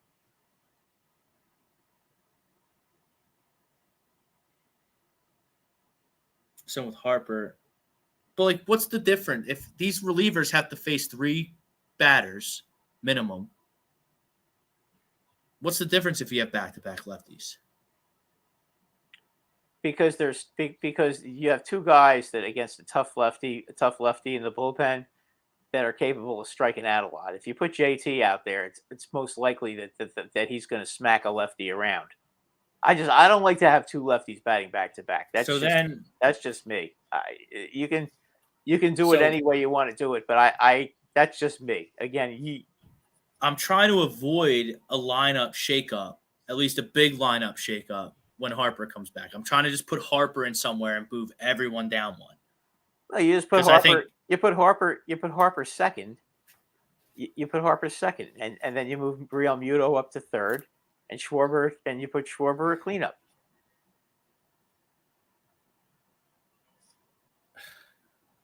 And you let Bohm. I mean, this stuff really only matters the first time through the lineup, anyway. But it depends on what Philly Rob, if he wants to have Bryce or Schwarber in the 2-hole split up by JT, I guess is what you want. Schwarber and Harper split up by JT somehow, is what you're saying. Yes. I think if I were the manager of the Phillies, that I would do that. And again, that's just me speaking. I don't know if I never heard that anywhere. I don't know if they would actually do something like that. I just feel like, you know what, I don't like seeing two lefties back to back. I like to see a righty in the middle.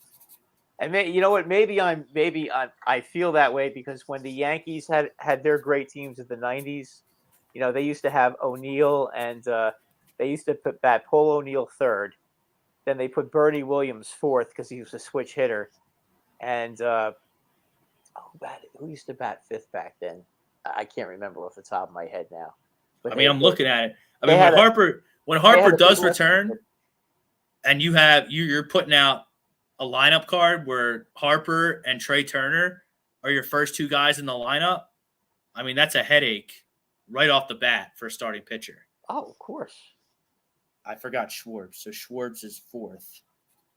So Turner, Harper, JT, Schwartz, Castellanos, Hoskins, Bohm. Optimal lineup. I think I would have it.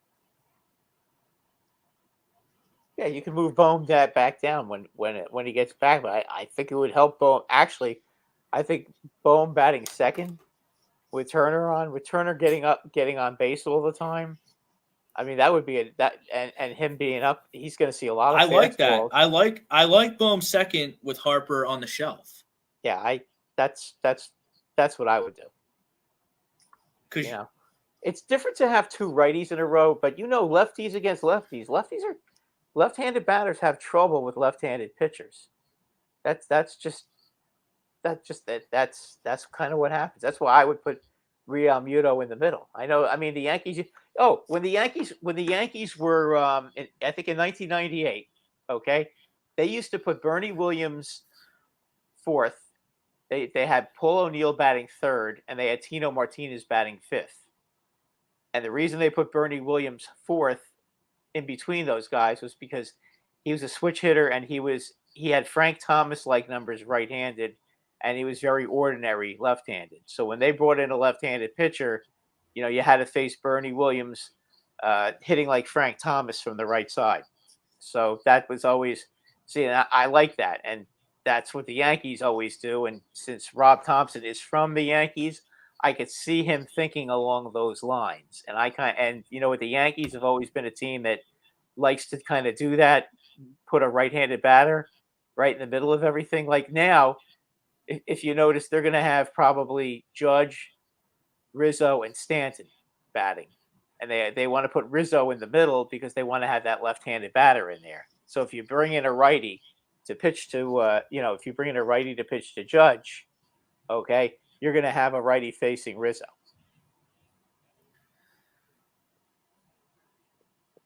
Yeah, and Swoop's right. I mean, Bohm's a pure hitter, good average guy. It'll work itself out. I think the Phillies are going to win a lot of games. He'll figure it out. I mean, I'm not going to tell him how to manage his team. He did pretty well without my advice.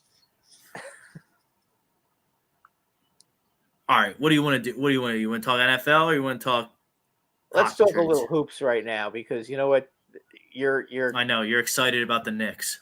Oh, I am. I have to admit, 9 in a row is pretty freaking good. I can't remember the last time I could say that the Knicks won 9 in a row and are playing incredibly good basketball. And the only team that gives Boston any type of trouble, them and the Magic, for whatever reason. Yeah, I don't know about the Magic, but I don't get it with the Knicks in Boston. Why they're able? It just seems like when they play Boston, they shoot the lights out of the basketball. Well, they're up for the game. Tibbs has them ready. And they didn't have Brunson on Sunday night. I watched some of that. That's what's unbelievable. They still won. Quickly, just 38? I think he had. Yeah, I mean, I'll tell you what. The way I see Quickly, I could see them trading R.J. Barrett. They keep talking about that. I know that they keep talking about in the New York Post. They talked a lot about Karl Anthony Towns possibly getting traded to the Knicks, and they're always saying they can't trade RJ. Minnesota wanted RJ Barrett, and the Knicks wouldn't trade RJ Barrett. Yeah, but you know what? If you're looking at RJ Barrett and probably some first round picks for Towns, if you're the Knicks and you can move quickly to the shooting guard. I mean, or you could let Quickly be play the 3. Would that be a bad thing? No, you need talent. You need stars, and Quickly looks good. Remember, I told you Quickly and Maxey were steals. Yeah, they were both in that draft because of 25. COVID, and they didn't get to go to the Final Four. I think Yeah. that Kentucky team would have went to the Final Four. Yeah, So quickly can play. The Josh Hart trade was great, underrated deadline move. Yeah, I mean the Knicks, they're going to be in the top 6. I think they're going to be in the top 5 at this point. I mean, top I don't top expect 6 is important because you stay out of the play-in. No, I know, but if they finish in the top 5, they could. If they finish 5, they could play Cleveland in the first round instead of playing Philadelphia. And I think they could beat Cleveland. I would be very uneasy. I mean, I think the Sixers would win because they're just better. They have Embiid and Harden and just have more star power. But I would be. They also have more playoff experience too. I don't think the Knicks are ready to beat a team like Philadelphia yet in the playoffs, or Boston, or Milwaukee. And I know they played well against all 3 of those teams, but they're not ready to win a playoff series against those teams yet. They're going to need to win a playoff series and understand what it's going to take to win a playoff series and that sort of thing before they're able to step up to that level. That's just my opinion. Now, listen, I love the way they're playing right now, and I try to take a little caution with me when it comes to teams when it comes to the Knicks, because obviously the shoe has dropped on the other foot so many times in the last few years that it's hard to get sucked in. But they're looking like they could definitely get to the second round of the playoffs. I mean, I think they could definitely beat Cleveland. Don says Cavs in 5 if they played. No, I think it would be the exact opposite, to be honest with you. I think the Knicks are going to catch Cleveland, actually, and they're going to have a home court. So I think it would be the other way around. And they're only one game. They're only one game behind them. I think they're only 3.5 behind Philly, aren't they? I mean, 9-game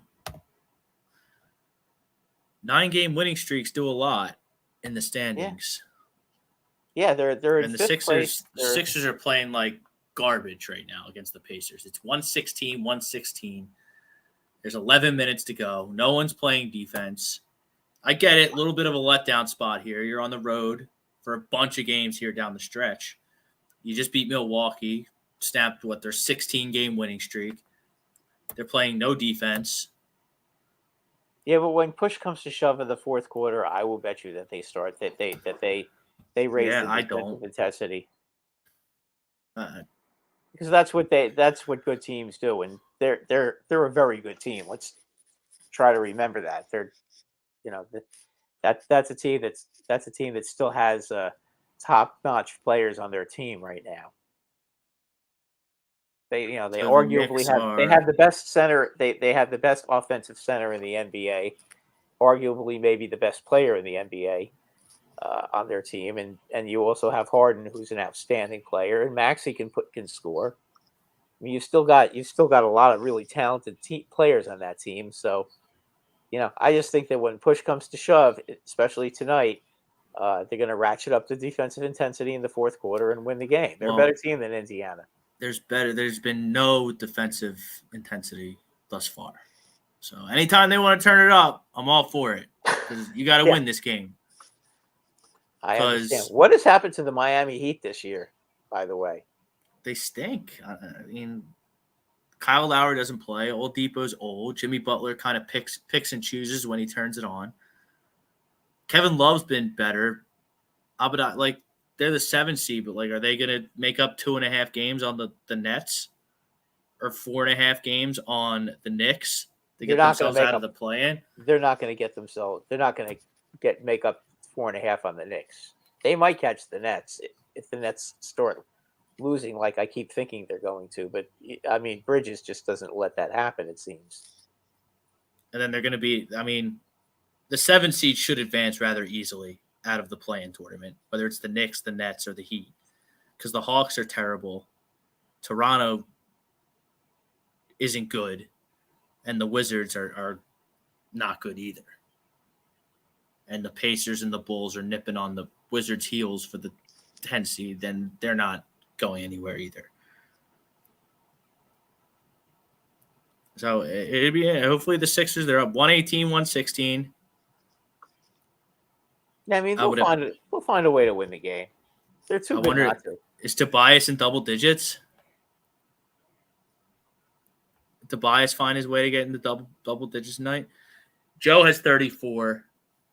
Maxi's back in the starting lineup, thank God. He was not fitting well off the bench at all. Harden, 14. Tobias Harris isn't even playing tonight. Maybe that's why they're not playing good. Jaden McDaniels has a pulse. 18 points. PJ Tucker and Tobias Harris not playing tonight. So there's why. Maybe that's why they're giving up so many points. Yeah, that's why they're giving up so many points. That's definitely why they're giving up so many points. But because Boston's the 2 seed, the Sixers can't beat Boston to save their life. And Boston's the 2 seed. Maybe they should they should take a look at the Knicks and see what the Knicks do that makes them so successful against Boston. Because they won 3 out of 4 this year against Boston. It's not bad advice. Whatever happened to Evan Fournier? Did he fall off the face of the earth? He plays no defense. I don't want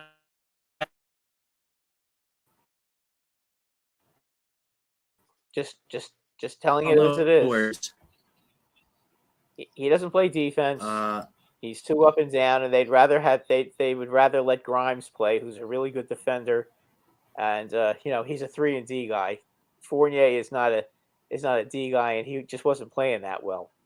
So, they've been trying to get rid of him all season.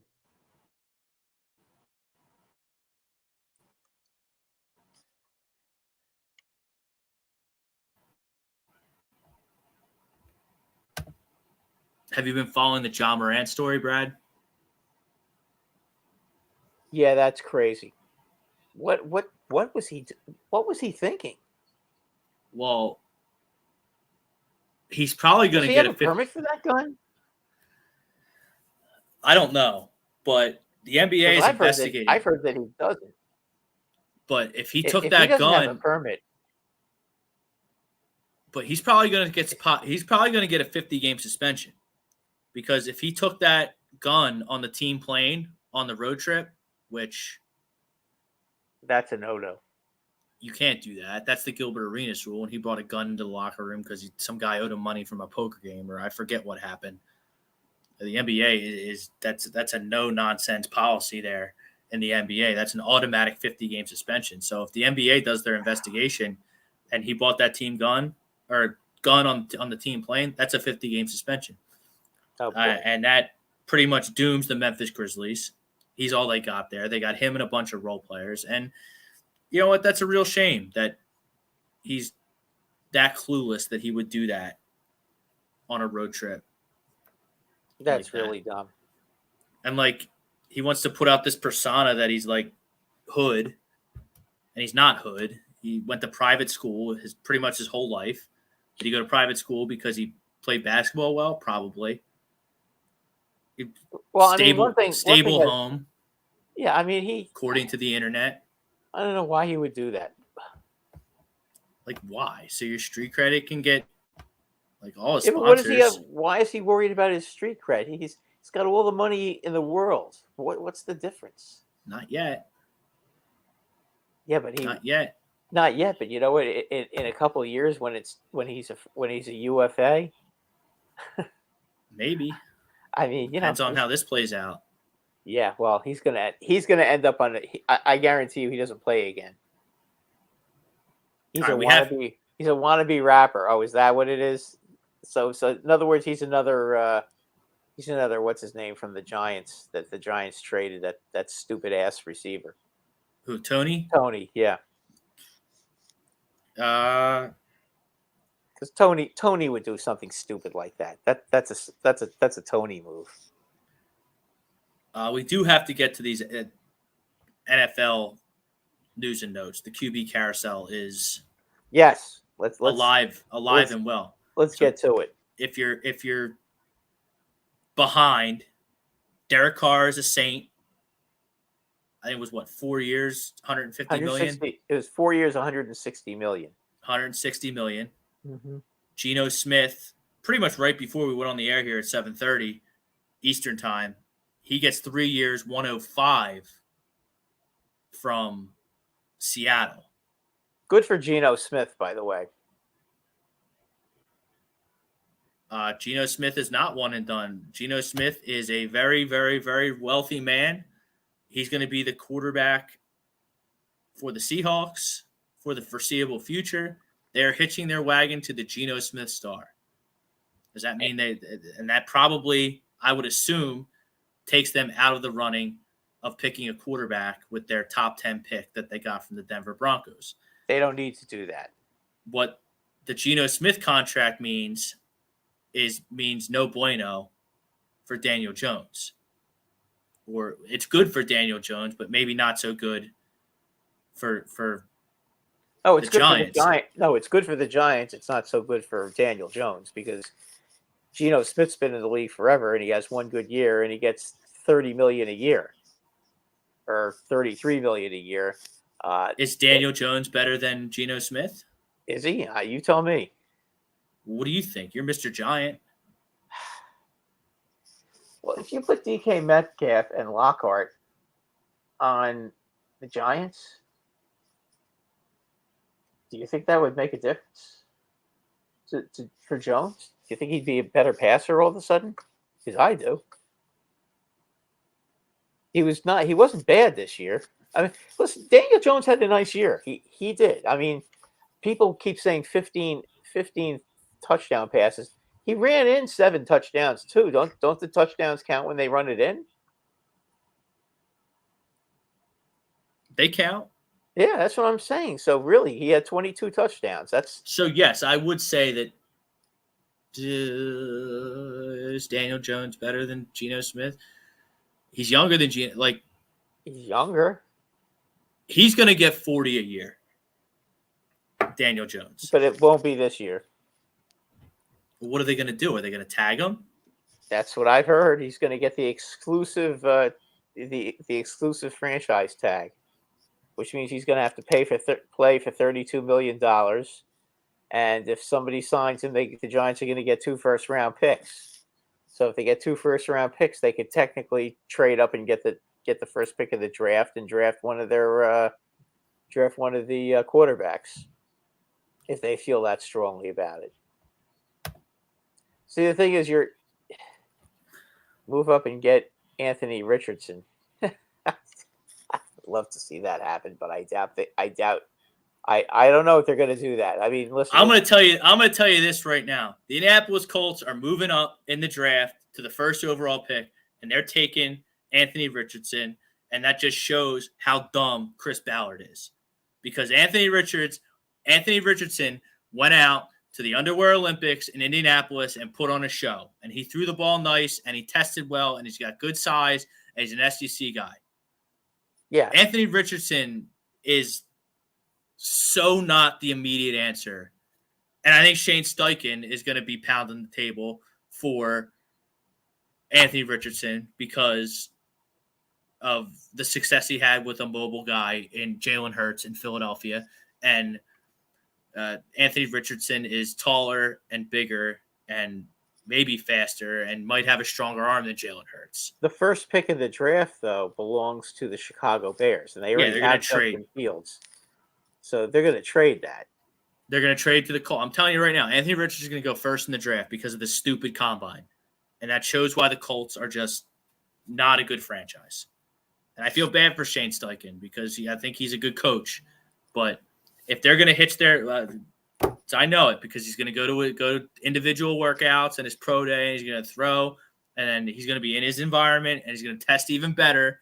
And Anthony, if I had the bet, I'm sure there's a prop on whatever. Anthony Richardson is going first in the draft to the Colts is my prediction. And that's going to throw a whole monkey wrench in the whole draft. And if it's not the Colts, it'll be the Raiders or the Panthers. Someone is going to move into one and take Anthony Richardson. What about the Giants, though? Let's just say that Daniel Jones gets the franchise tag, and let's say, just for the sake of argument, let's say the Jets go ahead and sign him, and the Giants end up with 2 first-round picks, plus the one they have now. So, what do you think? Do you think they would be able to do something like that? So with that the means Bears? that, first off, I think that's ridiculous to give up 2 first-round picks for Daniel Jones. If you franchise tag him, he's going to be yours for $32 million next season. But Right. what Well, you're I going to think have? that's what's gonna happen. I don't think 14 and 20 or whatever the Giants have, 23, 24. What's the Giants pick in the first round? 25. So 14 and 25 is getting you to 1. Well, if you give them, what about next year's first round pick? Well, I don't know where do the Jet? Where's the what was the Jets pick? The Jets is 14. Okay, so depending on where the Jets finish next year, if the Jets give you 2 first round picks, But if I'm the Jets, I'd rather give up 4 first round picks for Lamar Jackson than 2 for Daniel Jones. True. You're stuck. You're stuck with Daniel Jones at $32 million next year. Well, that's okay. I'm okay with that. I'm not okay with having him make $45-50 million. I think he's out of his mind. To be honest with you, I'm really very disappointed in what he's doing, because if he wants to win so bad, he wouldn't be asking for all that money, because now they can't pay Barkley. If he made $45 million, they wouldn't be able to pay Barkley, and they'd only have about $20 million. And after they cut Galladay, they'd only have about $20 million left in the salary cap to try to improve the team. I mean, that's kind of a team player is Daniel Jones that he's asking for so much money. And first off, that's a bunch of bullshit. Why should he make as much money as Patrick Mahomes? Come on. He shouldn't, but Daniel Jones should not take a pay cut at all. He should take every amount, just like Jalen Hurts. Jalen Hurts, people who think Jalen Hurts is going to take a discount, Jalen Hurts is going to get a boatload of money and a lot of years. But he took his team to the Super Bowl. I get that. He's better than Daniel Jones. Yes, but he is. For people who think that Jalen Hurts is going to take a pay cut in Philadelphia, he's not. He's not at all. It's going to cost you $50 million. It's probably going to be, 5 years, $200 million? That would be $40 million a year. So it's probably going to be more than that. Jalen Hurts isn't taking a pay cut, nor should he on this contract. Now, whether or not you want to pay him as much as the Chiefs are paying Mahomes, that's debatable. That's what he's earned, and that's what it's going to cost. And Howie Roseman and the Philadelphia Eagles and the fans are going to have to be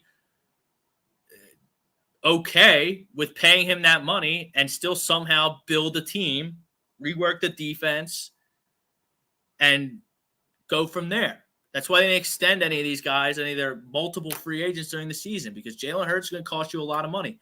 Jalen Hurts is not taking a 5-year, $150 million deal because that's what's best for the Eagles. No, of course not. That's asinine to think that. But Jalen Hurts, they don't have to pay Jalen Hurts this year. Yeah, but they don't have to, but it's only going to get worse, Brad. Lamar's going to sign, whether it's Baltimore, the Commanders, the Jets, the Falcons. I think that makes a lot of sense, by the way. Lamar Jackson. What about Justin Herbert? How much is he going to make? And when is he eligible? He's eligible after next season. Him and Joe Burrow are eligible after next season. So the clocks. And you can't do this, because I've had people tell me this too. You're trading Jalen Hurts? Are you out of your mind? You're not trading him. He's the heart and soul of the team. He's a team leader. He's the kind of guy who can take you to the Super Bowl, and your daughter could bring him home and say, "Hey, Dad, look, this guy, I found this guy, and I'm going to marry him," and you're cool with it. He can do both. You can't really say that about a lot of pro athletes, because there's a lot of fucking crumbs out there. So anyone who wants to trade, it's like Joel Embiid. The words Jalen Hurts and trade and the words Joel Embiid and trade should never, ever, ever, ever be mentioned. It's such an asinine thing to do. You'll piece the defense together around the monster Jalen Hurts extension. You will. Howie's smart. especially with the cap. You're going to extend Slay and bring his cap number down. Hargrave and Miles Sanders are gone. Bradbury's probably gone. You got to keep C.J. Gardner-Johnson because, you need secondary people, and he's in the prime of his career, which I can't really say about a lot of the Eagles' defense. We talked about it a couple weeks ago after the Super Bowl. They got to get younger. So you're going to have to figure it out, paying him a monster contract, just like the Chiefs and the Chargers and the Bengals and the Ravens or whoever gets Lamar are going to have to figure it out as well. Like, trading hurts. Like, are you kidding me? You can't win without a top 5 quarterback. And Jalen Hurts is a top 5 quarterback in this league. Yeah, it's a quarterback-driven league. And Ryan, that's cool that you're messing. Like, that's cool. But I've had people tell me that, like, seriously, like, I'm not comfortable giving Jalen Hurts, the money he's earned and the money he deserves to be a top 5 quarterback in this league. Who's your quarterback if you don't pay Hurts? You're going to go back to the well? You can't do that. Pick Will Levis at 10 and roll the dice and pray? No thanks. So you know how hard it is to find a franchise quarterback.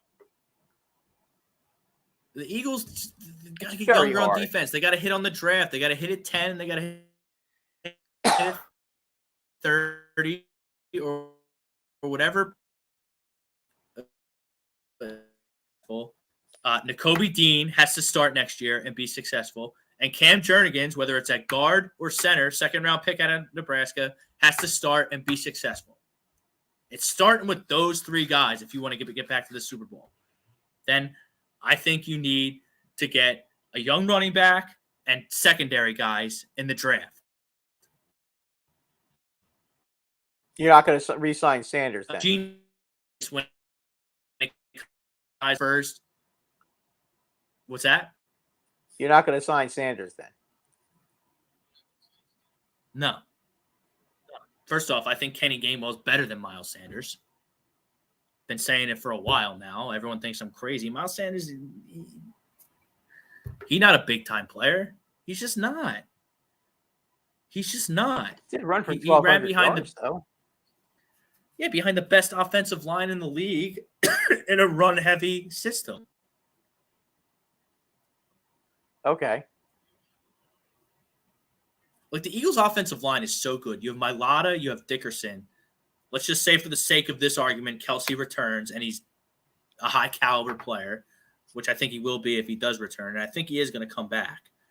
He's going to be on the team. You're probably going to lose Seumalo because some desperate team with a stinky offensive line is going to give him a bunch of money, and you're not going to be able to afford him because you're paying Hurts. So you'd rather keep Seumalo? So you'd rather pay Seumalo, Hargrave, and C.J. Gardner-Johnson and not pay Jalen Hurts? No, you can't to the point where you potentially lose them? That's silly talk. Yeah, you can't do that. Don 19, he's got some Lions questions. Do y'all pay Goff? He had a pretty good year. 29 TDs and 6 interceptions. How much does he want? Goff's good. Yeah, I know. Goff's not great. But he's good. He got to a Super Bowl. Jared Goff. Yes, he did. And the Lions just missed the playoffs last year with Jared Goff. And I think the Lions were... But it wasn't his fault that they missed the playoffs. It was their... Well, if the Lions got in, I don't think they would have gotten blown out by the Niners like the Seahawks did. No, I agree with you. But, like, if Geno Smith is getting 3 for 105, Jared Goff's got to be making more than that. You think that Jared Goff will probably get 35 a year? Like $35 million a year? Then what's Jalen going to get? Jalen's going to be getting 50, 55, 60 million. Or he's not going to sign. He will get a huge contract. And they got to do it. They got to do it. Yeah, he's going to get, Jalen is going to get at least 45. He's going to get what Mahomes gets. I mean, the way they're handing out money you know how I feel about Derek Carr. I know you don't like Derek Carr. I don't like him. No. A lot of people don't. I mean, he's better than Jameis Winston and Taysom Hill, and I forget who else they started down there in New Orleans last year, but wouldn't matter. Listen, Derek Carr is a big upgrade over what they have right now. But Tampa's cooked. Then you have like these 3 up and coming teams in the South: Carolina, New Orleans, and Atlanta.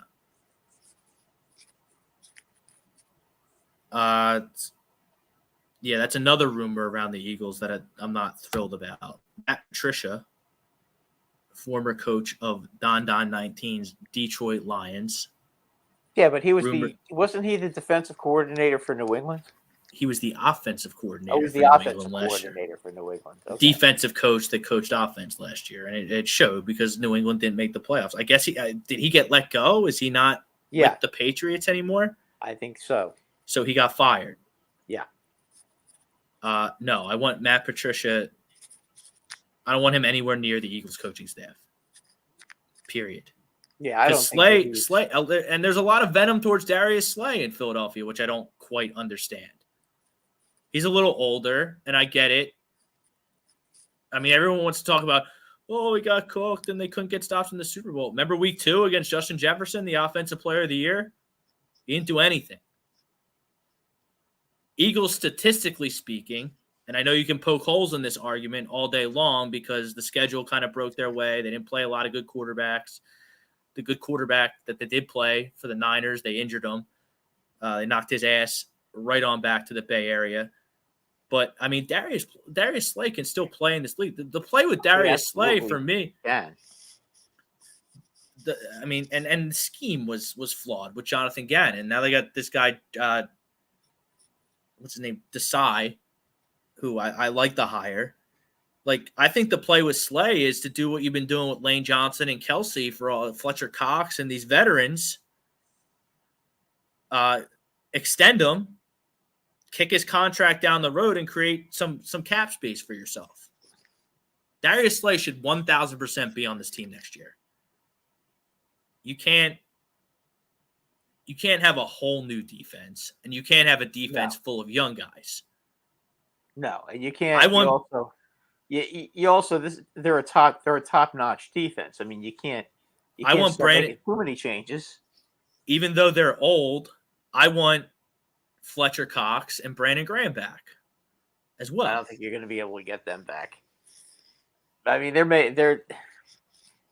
you're how far under the cap are you right now? I think I saw 36 mil. 36 mil. If they sign Hurts this year, but they have like 25 free agents, so there's holes. Yeah, they can't. I mean, there's only so many guys that they can sign, and those guys are going to be cheap. I mean, unless they take a severe hometown. I mean, I could see maybe Cox doing it because Cox has just finished a huge contract, so maybe he give them a hometown discount. But I don't see any of the other guys doing it. I don't know. I just can't picture Brandon Graham in anything other than Eagles green. He's been here forever. He's played outside linebacker in the 3-4. He's played defensive end. He's come back from injury after injury. He's just a Philly guy. Like, you have to have a mentality to play in the Northeast. Yes, whether you it's do. the Giants, the Steelers, the Ravens, you got to have a mentality. New England, Philadelphia, and both those guys, BG definitely had double-digit sacks last year. Fletcher Cox, if he didn't have double-digit sacks last year, he was damn good. Damn close. I thought he had 8. That's pretty good for a D tackle, a rotational D tackle. So if you keep him in that role and he can give you that again, bring him back. Ryan Swoop, I know he wants to keep Boston Scott. Boston Scott, he'll be on the team next year. He's not as good as Kenny Gainwell. I love Kenny Gainwell. I think he's a budding superstar. And I think you can pick a later round draft guy that can be a bigger type power back, put him with Scott and Gainwell and be fine at running back. That's where I'm saving money. I'm saving money by playing a rookie. Not a rookie. He'll be a second year next year. Jernigan's at hopefully guard. Because hopefully Kelsey comes back. I think that $36 million cap number doesn't include Kelsey, who's a free agent. So he was on a 1-year deal last year.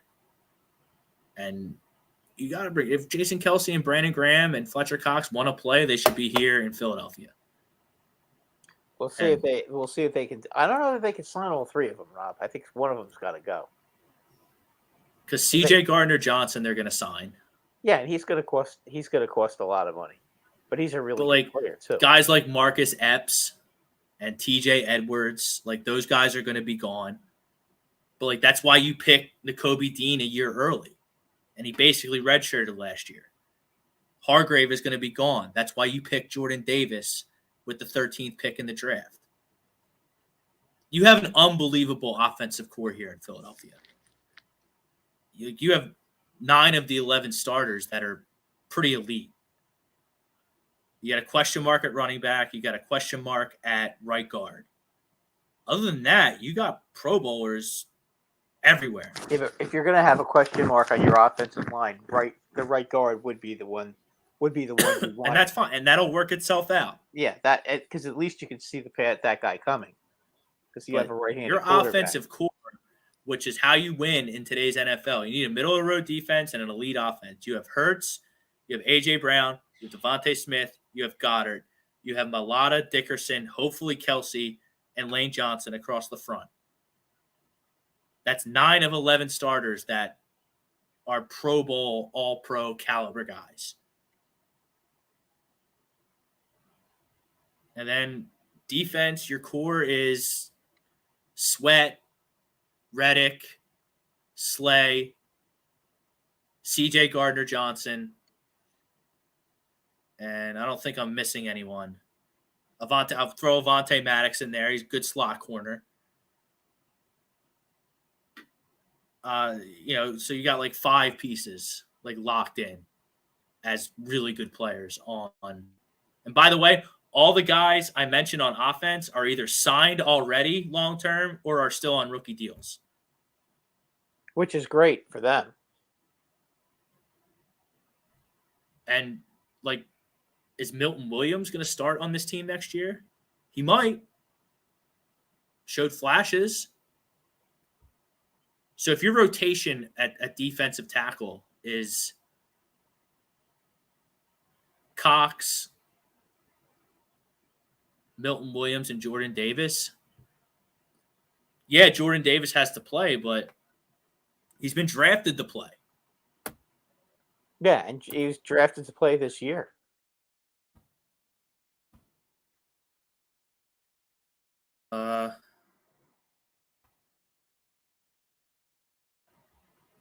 Don talking Lions. That's another shoe that needs to drop. Are the Rams really going to trade Jalen Ramsey? I think it's going to happen. They're paying. But they traded 2 first-round picks for him. Maybe they just feel like they need to. They have so many holes now that they need to cover, that they need to fill in. That and they can do it in the draft by getting, a couple of high draft picks for him. I suppose. On my team, Joey Porter to the Eagles. I would love it. He'll probably be there at 10, but how are you going to get him though? You got the 10th pick in the draft. Oh, that's right. I forgot. Yeah, right. He'll be there at 10. Yeah, he might. There's probably going to be 4 quarters. It's probably going to be 4 quarters. And then if one of these quarterbacks is there at 10, then Howie's going to work his magic and get a bunch of draft capital for a team that falls in love with Will Levis, Anthony Richardson, Stroud, or Bryce Young. Now, who do you think is the best quarterback out of those 4? Stroud. It's Stroud for me. I think Anthony Richardson is going to propel himself into the first pick in the draft via the Underwear Olympics. I think the Colts are going to bite hard and get him. Then what is it? I don't have the order in front of me, but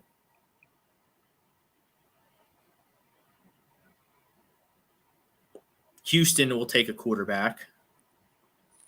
They're second? You would think so. They'll probably take Bryce Young. Carolina's up there with Reich. They might end up taking I can see them taking a quarterback. So, I mean, and then the Jets are going to miss out on all these quarterbacks. Look at this Sixers. We're going to stay with you until this is 45 seconds left in the Sixers game. 142, 137. 45 seconds left. James Harden has 21 assists. Joe's got to be over 40. No Tobias, no PJ. I guess that excuses their piss-poor defensive performance against the freaking 10 seed in the East.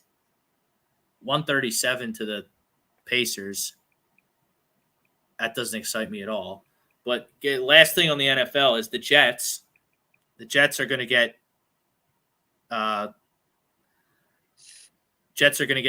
probably Jimmy Garoppolo by default. What about Aaron Rodgers? I think he's a douchebag.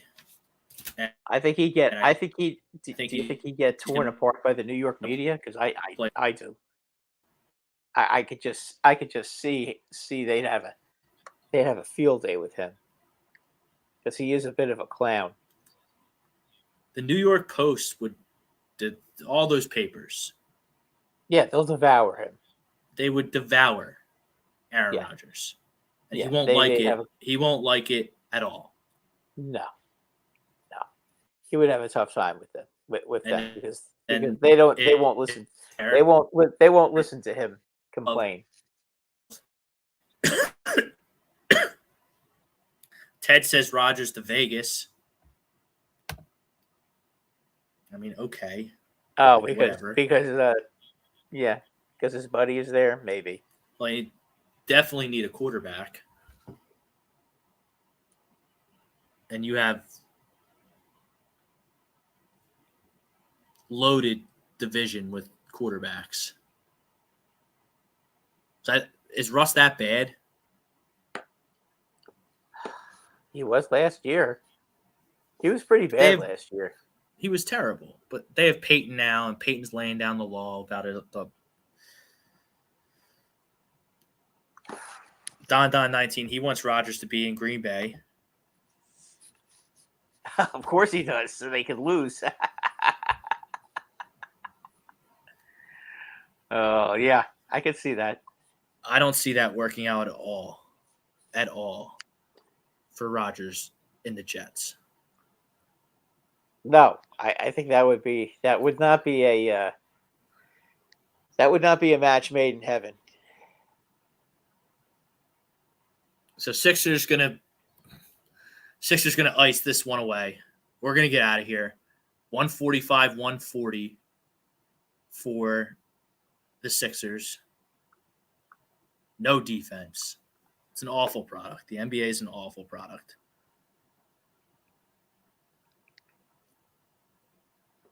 Ryan Swoop, Seattle and Denver will swap 5th and 9th picks. Denver doesn't have a pick. They traded it for Russell Wilson. So Seattle's got their pick and Denver's pick. Right. Which Denver's pick's got. But Denver's pick is 6th, I think. Yeah, 7th? I think you're right. 6th, I think. I think you're right the first time. So Denver's got what they got. Their big addition is Sean Payton. Can he fix run? I don't know. Anyway, we'll watch closely as it all unfolds. He's Brad Ryer. I'm Rob Brinkman.